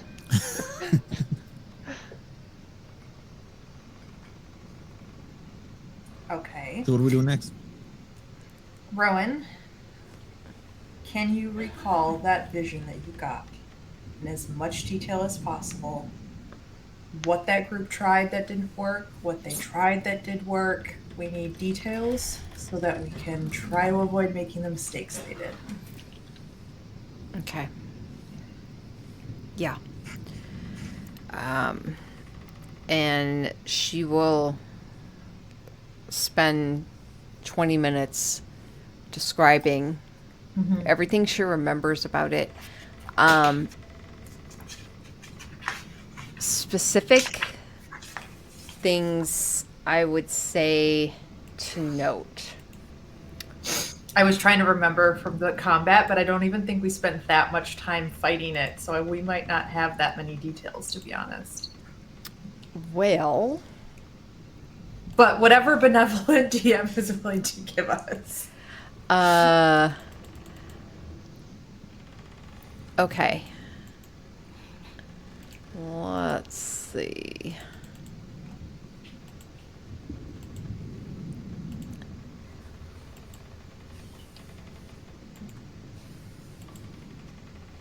Open.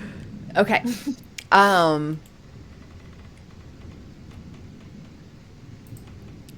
I also, really quick, I want to just say that Ring of Protection I didn't realize was also a +1 to saves. My charisma saving throw is automatically +10 now. Oh, Bananas. you iron stomach. Okay. Roll me a either investigation or history. All right, I'm going to go investigation. 13. 13.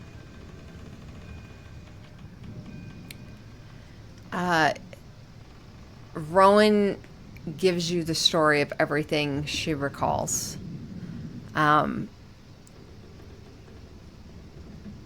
You don't gain anything new.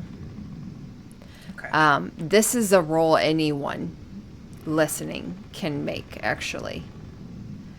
I will also use my inspiration in this moment just because I want us to be as prepared as possible. So let me try again. Oh, that's better. That's a 17. Okay. You recall listening to what she's saying. This creature is a black cyst. It is a vile horror born from Tharizdun's tortured flesh. And the last thing you recall,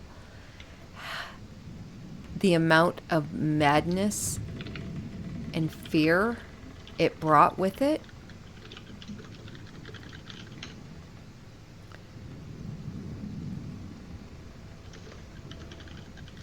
And in all of the storytelling, one thing kind of sticks with you. The moment of safety. When that small group that Rowan's visions were attached to went underground.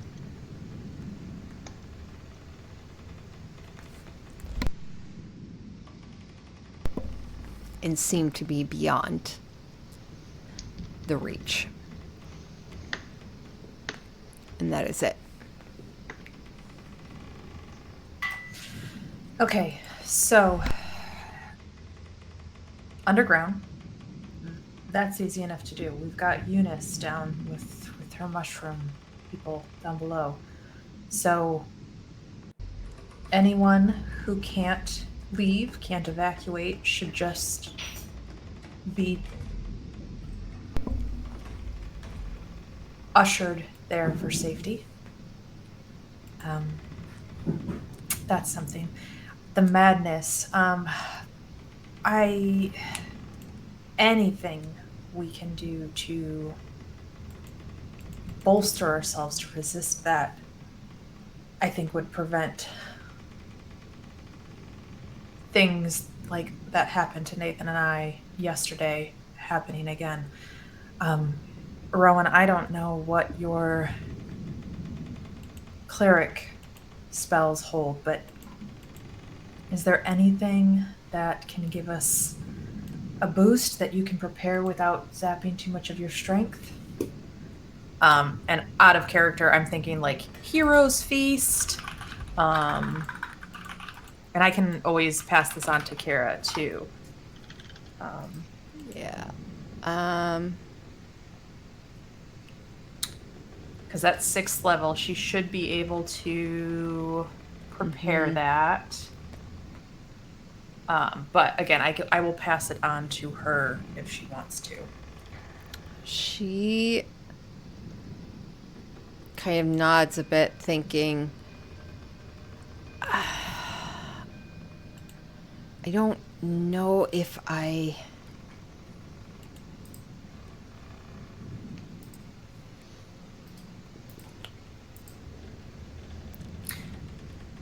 Generally, that I think there's a lot of components that go into that, and then she pauses a moment. Well, actually, I have... yeah, that's something I could do. Yeah, no, yeah. If not, maybe at least any of the restoration spells or things that help pull us back into the moment. Things like Langura was casting when shit went south. I don't know. I'm just throwing things out there. Whatever you did to me down in the caverns helped, so more of that.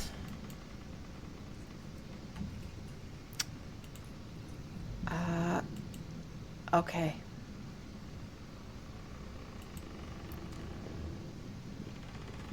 I can absolutely do that. So, she, as you guys start to kind of discuss and discourse over the plans ahead and everything, she's going to spend an hour meditating. And I will allow any of you in this time to consider this trip as a long rest in general. Mm-hmm. If any of you in this discussion want to swap spells out as per your class, you absolutely can. I think only Rowan can do that. Okay. So unless Tempo has something, because I don't think Warlocks prepare spells yet.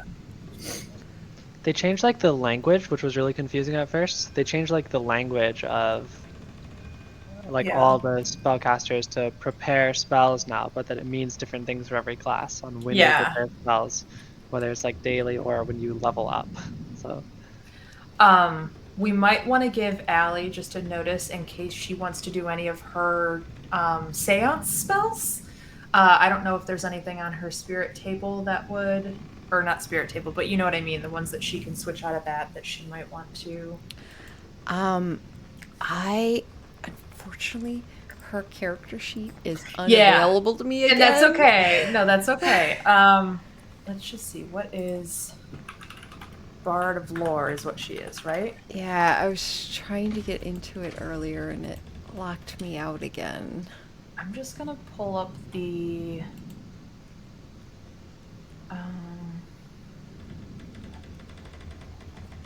Because I think it's somewhat of a homebrew a bit.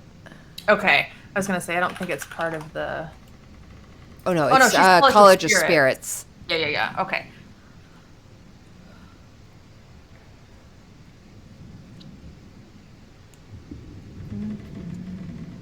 Spirit session. Supernatural insights. You conduct an hour-long ritual.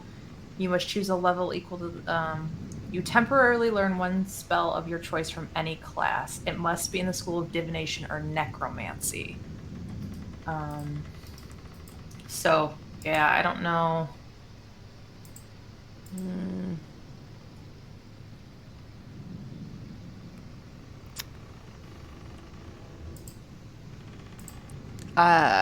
Okay. She's I can't think of anything that would be especially helpful. off the yeah, top of my she head. kind of starts thinking over. You see her kind of communing with her spirits as she just kind of sits there, and her head tilts back and forth as she just kind of. You see her speaking quietly to herself.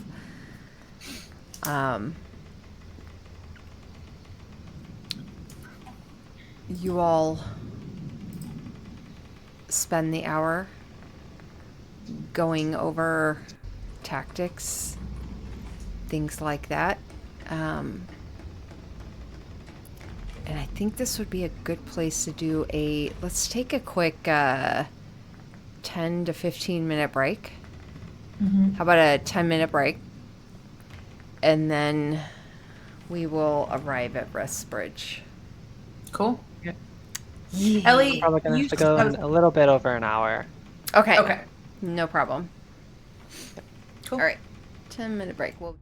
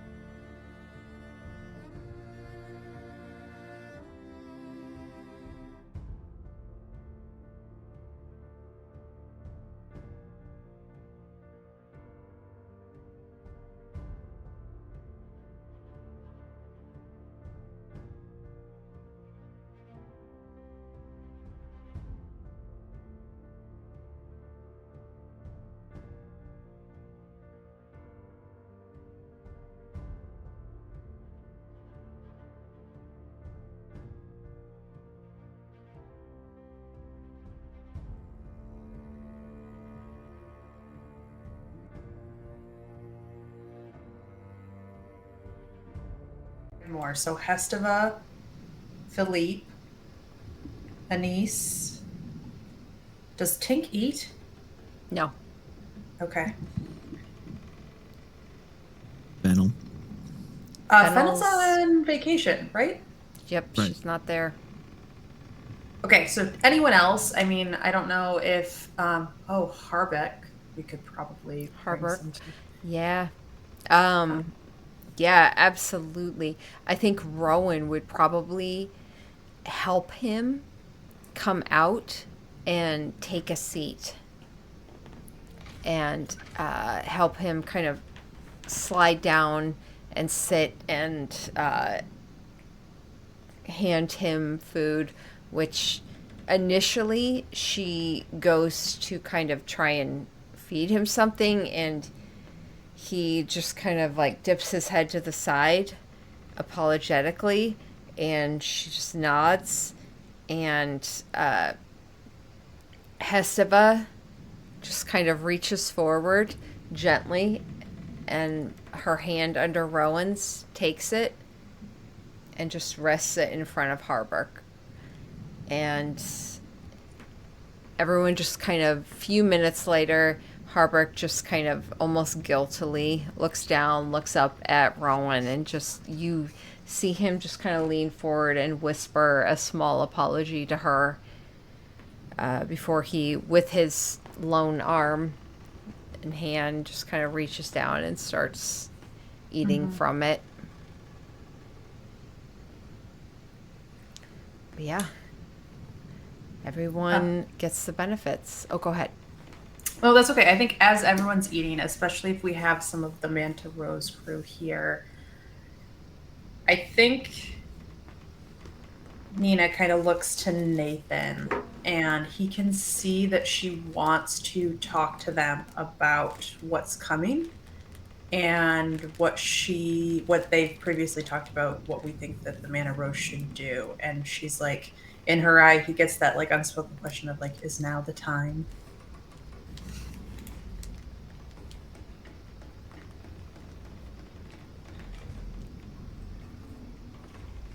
He kind of just nods at her and looks to everybody.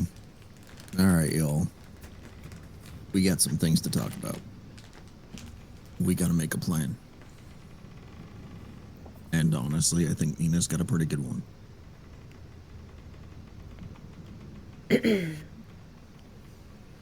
Hestava,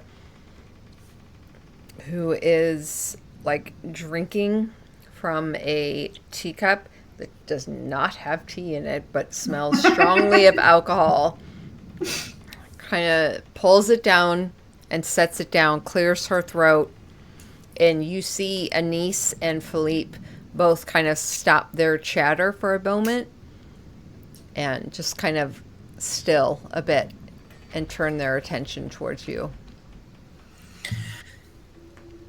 So I don't want to step on anyone's toes, but with Parsoness resting, I wanted to put it to the rest of you.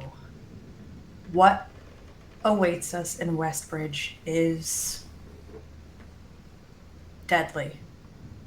And not just the physical way, but the mental way. It's going to be pretty fucking bad. And I think you guys have borne witness to that with the Deceiver coming on board, but this is awful. So, the Voluntold's will stay in Westbridge, likely, if they want. And I kind of look at all of my party members to fight this thing. But not everyone needs to be there. There are people who need to be taken out of Westbridge, people who need to get to safety. And I kind of looked at Harbeck and everything. And quite frankly, we need to warn others in case we fail. The Manta Rose, when we met you, was changing people's lives by helping them get out of bad situations. You all have the compassion, the empathy, the skill set to get people out, to get them to safety. Now, I'm not saying you can't stay and fight, but I also think that your purpose in this grand scheme of things is to be on the other side of it, to be the ones to make a haven. So I was wondering if you would be willing to open up the Manta Rose to some of those in Westbridge who might not be able to travel quickly out themselves, to take them to Red Larch or anywhere else.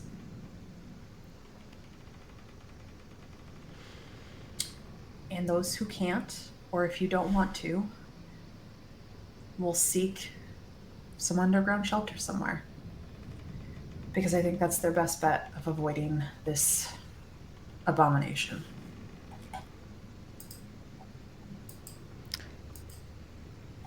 You see the brevity of the situation kind of settle over the crew.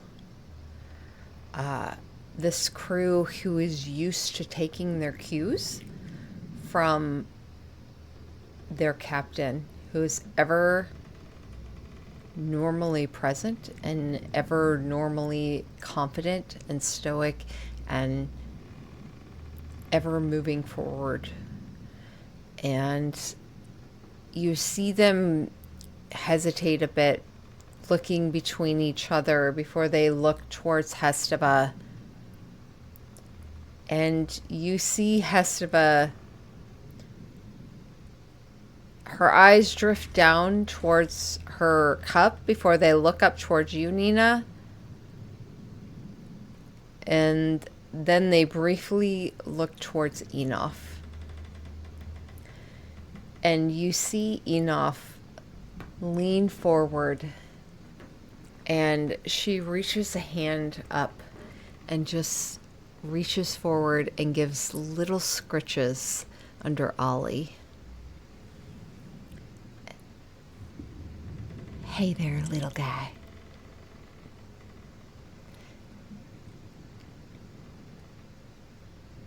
Are you going into this? You going into this big bad battle? Of course. I go with tempo. And she kind of looks over her shoulder, and a little cat spirit kind of jumps onto her shoulder, and it peers over and looks down at Ollie. And hers is more of kind of like this spectral bluish white kind of a spirit. And its tail just kind of wraps around the side of her head. And you see its mouth open as if it's meowing, but no sound comes out. And she lifts her arm, and it almost like slides down towards Ollie, and it looks towards them.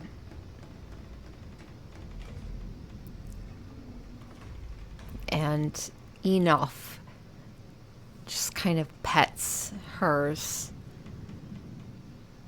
looking at you, Tempo.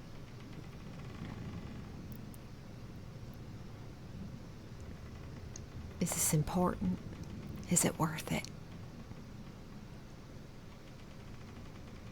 I think so.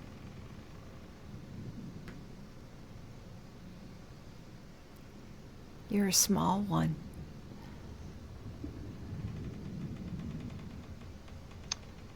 Got a nasty bite.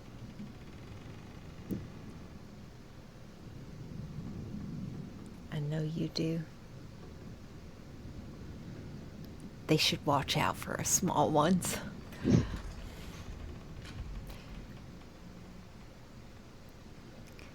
And she just kind of leans back, her hand wrapping into the tail of her spectral cat, who rubs up against Ollie for a moment, just purring before it scampers up and around the other side of Enof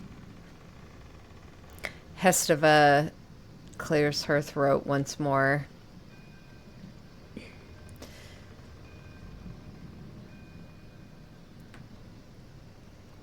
Very well. We have plenty of room. There is a weight limit. There is no way we can carry everyone. We can carry who we can. Exactly.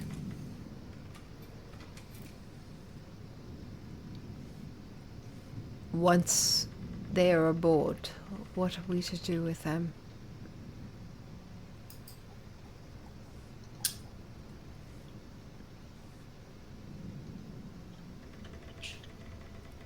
If this thing makes it past us, Red Larch will be its next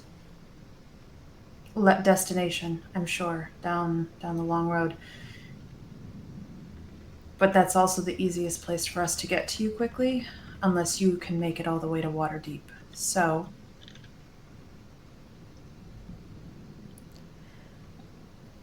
If it's making its way down the long road, it will eventually make its way to Waterdeep. exactly.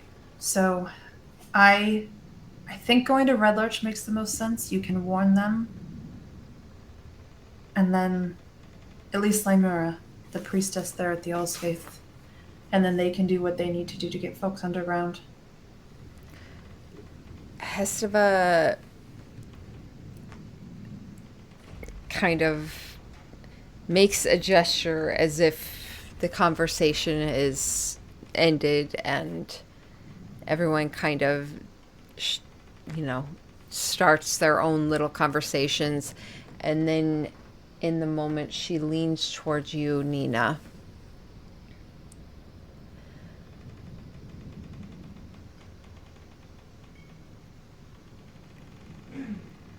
When things get bad and we have to leave, who in your mind should be leaving with us?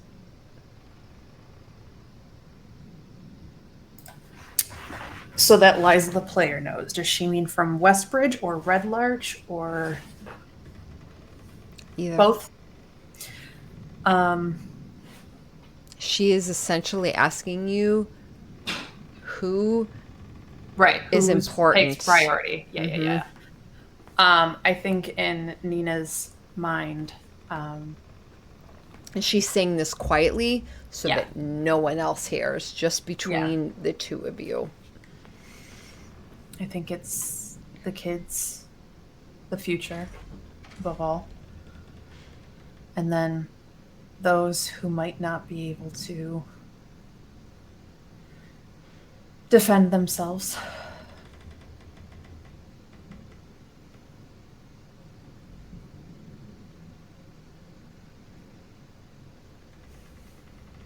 You may find that some offer up their seats instead.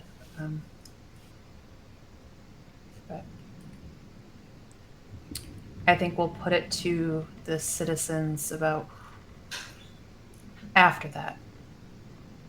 If they want to stay and fight for their home, or if they would prefer to help others underground. There's places in these hills they can hide. All right.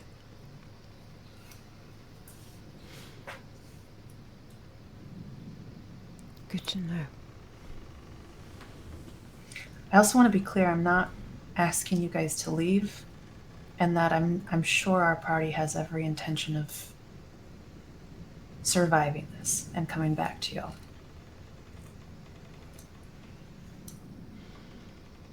I would very much like that.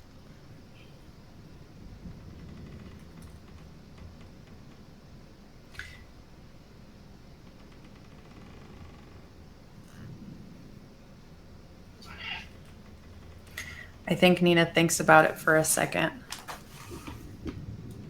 and says to her, repeating the king's words, I'm trusting my family into your care.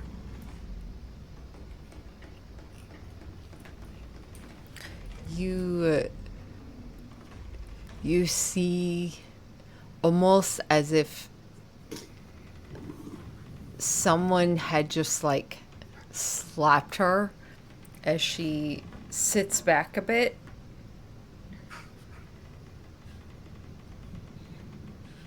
And you see a slight wetness come to her eyes before a resolution settles. And she looks to you once more.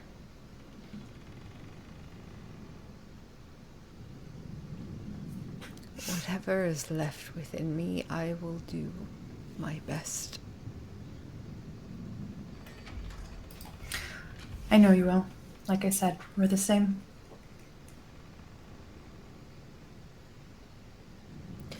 I hope you're better.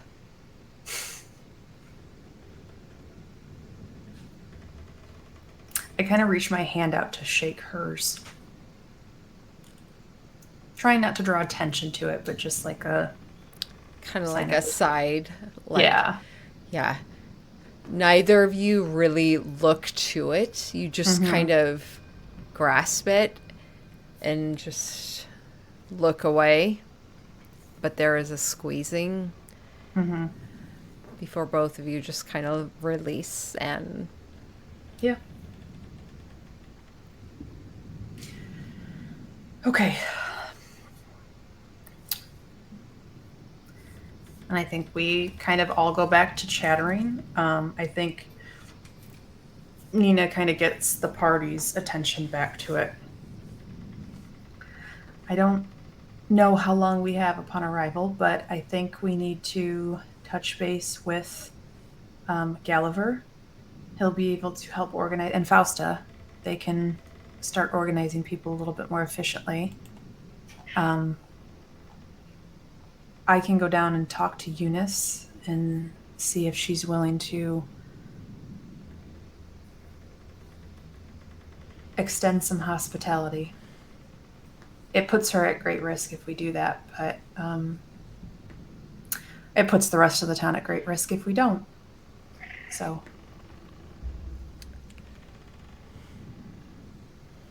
Do you agree?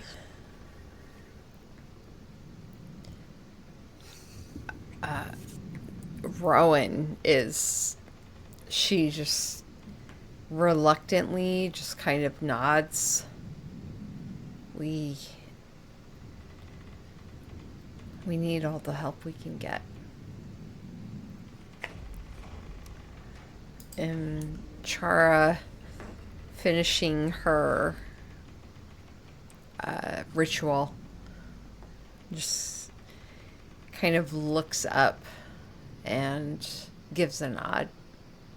Yeah. Great. Now, last point, and I kind of can't believe I'm saying this, but if we have any amount of time and somebody can make it to Clicks, it might be worth asking if we can take some things on loan to try and see Westbridge through. Asking, of course, but I don't know.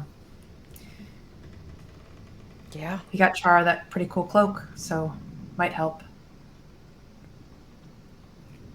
I mean, Clicks Emporium is pretty much the magical...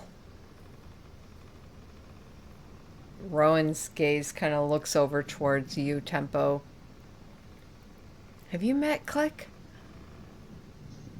I don't think so. Okay. Well, I'd offer to go ask him. Don't have another job, but he might less receptive, not knowing me. yeah, don't we'll get you by there. Seeing as we survived this.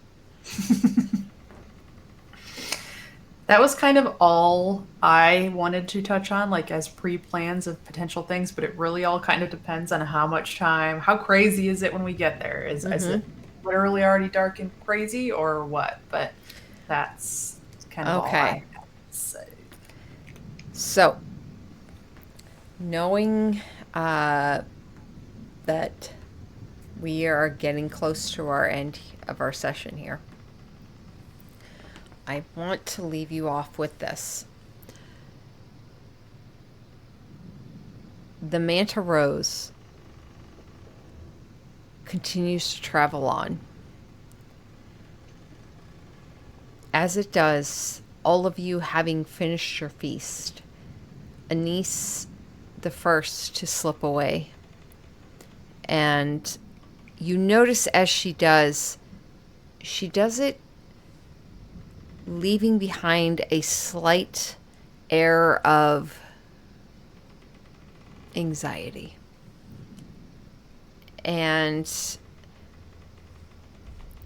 who has the highest passive perception in this group? Chara. That 100%, yes.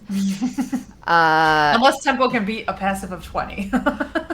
Nope. No All right. expertise. Yeah. So Chara is kind of like just scoots over towards the edge, looks over, watching for a bit. Having taken the food to Parsonus and returned later, and she just kind of looks back at all of you, and you see Tink, actually, who is sat in the corner watching. You see her head lift a bit, the eyes starting to glow once more. And you watch as Chara just kind of points at him as Tink's. You watch as the energy fills, arriving at Restbridge. And as all of you start to stand and move towards the railing, looking out this wide viewport, what you see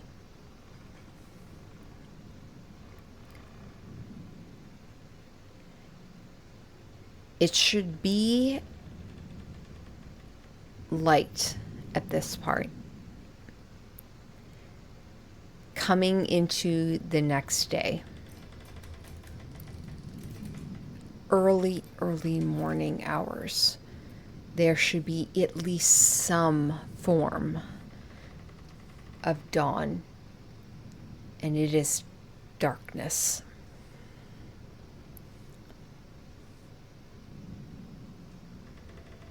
And you see barely within this shadow formations of the land. You see vague shadowed representations of the buildings.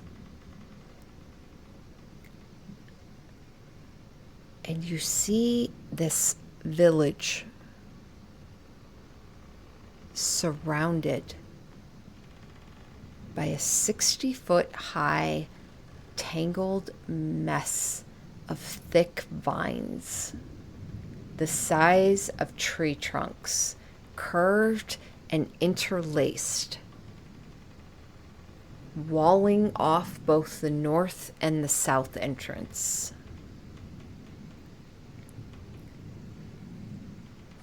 Beyond that, everything below you just see as almost like ants moving about, scurrying and skittering. These giant vines continue to just slowly grow and extend, thickening.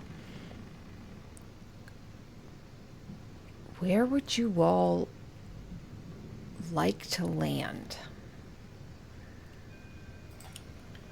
I think we normally land up near the manor, but do we see any group of, like, do we see a gathering happening anywhere, like down near the inn or the towns? I mean, I guess we're limited based on the size of the roads, but if we see a gathering of people, I would rather get as close to that gathering, I think, as possible. Okay. Roll me a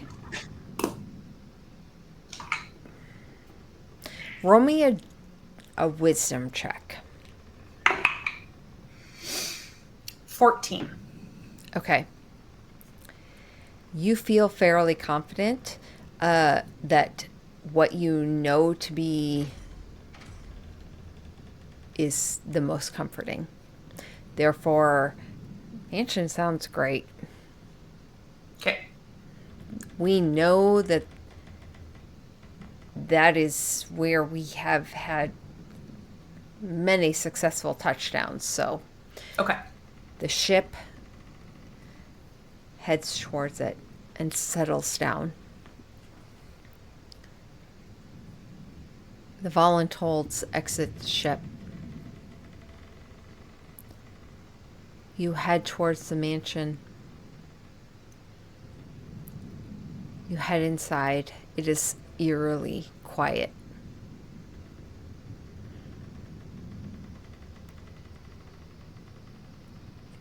You make your way towards the front entrance. Head outside.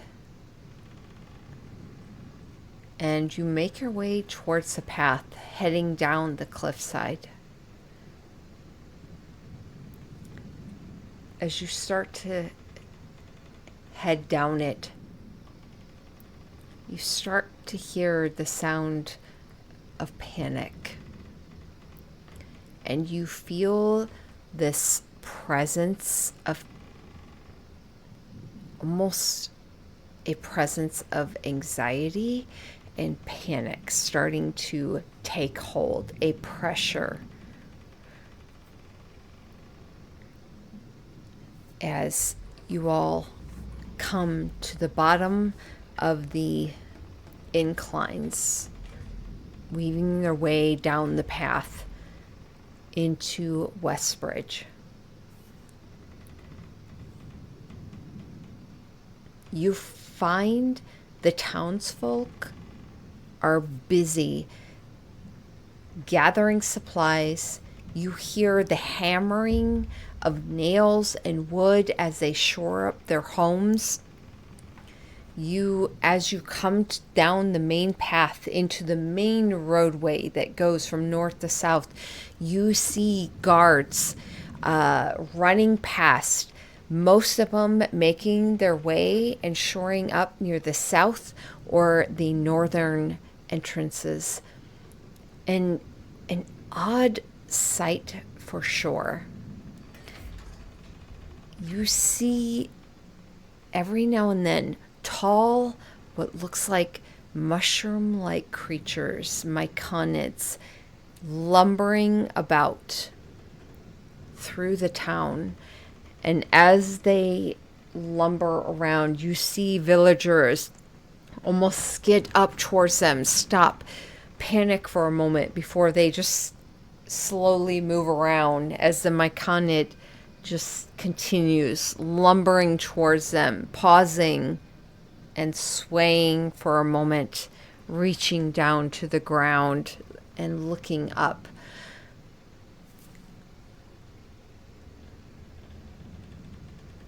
As you come to the main road,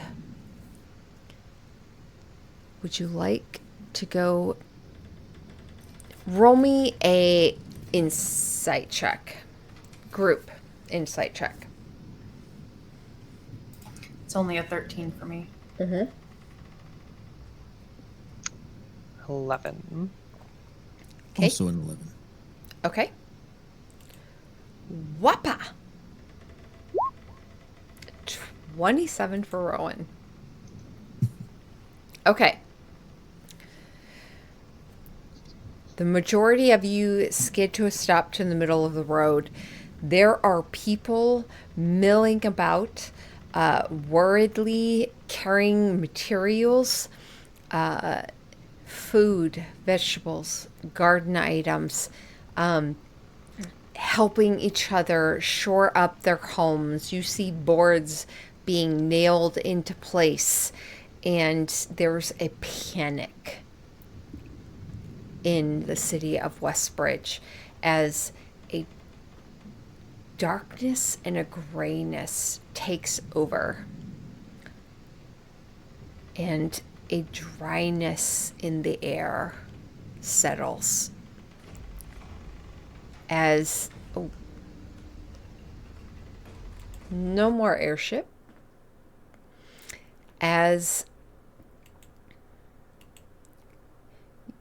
you all head north, as Rowan instinctually skids to a stop, all of you taking in everything that's going on, and she just closes her eyes for a moment.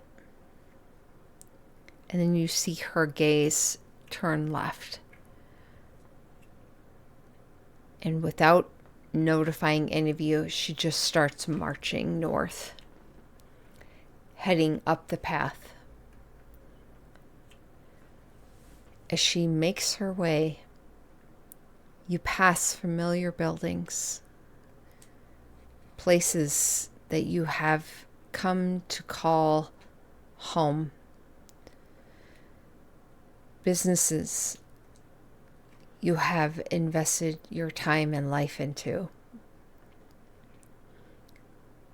You see them shored up, locked, wood boarded over them, and near the entrance towards the north, a very tall line of thick vines, 60 feet tall.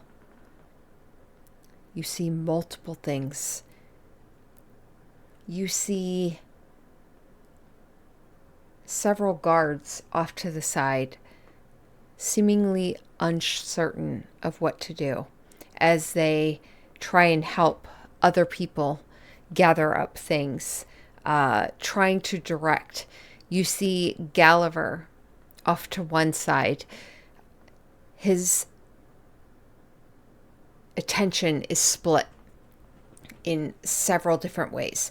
One towards the guards, one towards the citizens, one towards the left, where you see off to the side along a small fence post, you see a bench. You see Corbett seated with a blanket thrown over. You see a small blonde girl, Pell, standing next to him, looking and watching everything. And behind them, you see the large form of Grund, just overseeing and looking very confused about what's going on.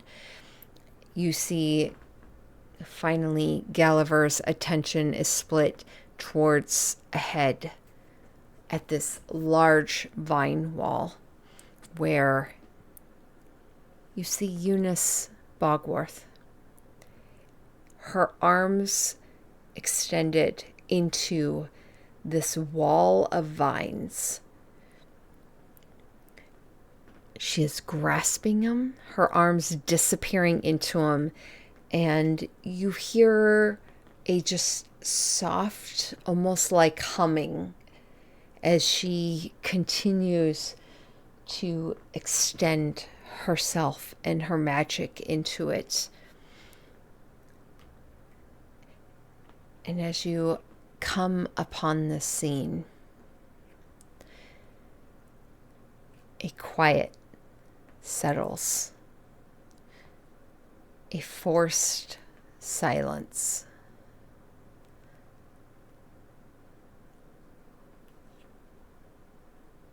An unsettling, as something unnatural.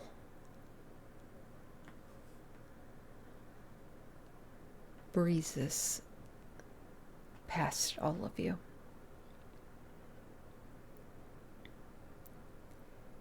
And any sound and panic mutes and deadens as all of this movement comes to a stop. And everyone looks towards the northern vine wall. And that is where we're going to end it for the night. Lord have mercy, I'm not for it. And by God, please let everyone else be here for that. Because it's going to be rough, and I don't want to fucking kill people when they're not here. Just when they are. Yeah, just when they are. I want to do it to their faces, you know? Oh, I God. think honestly though, between Aid and Heroes Feast, we are now as prepared as we possibly could be. We're fresh, we've got all of our resources topped off. I don't think it can get circumstantially any better. So it is what it is at this point. Oh, May the dice man.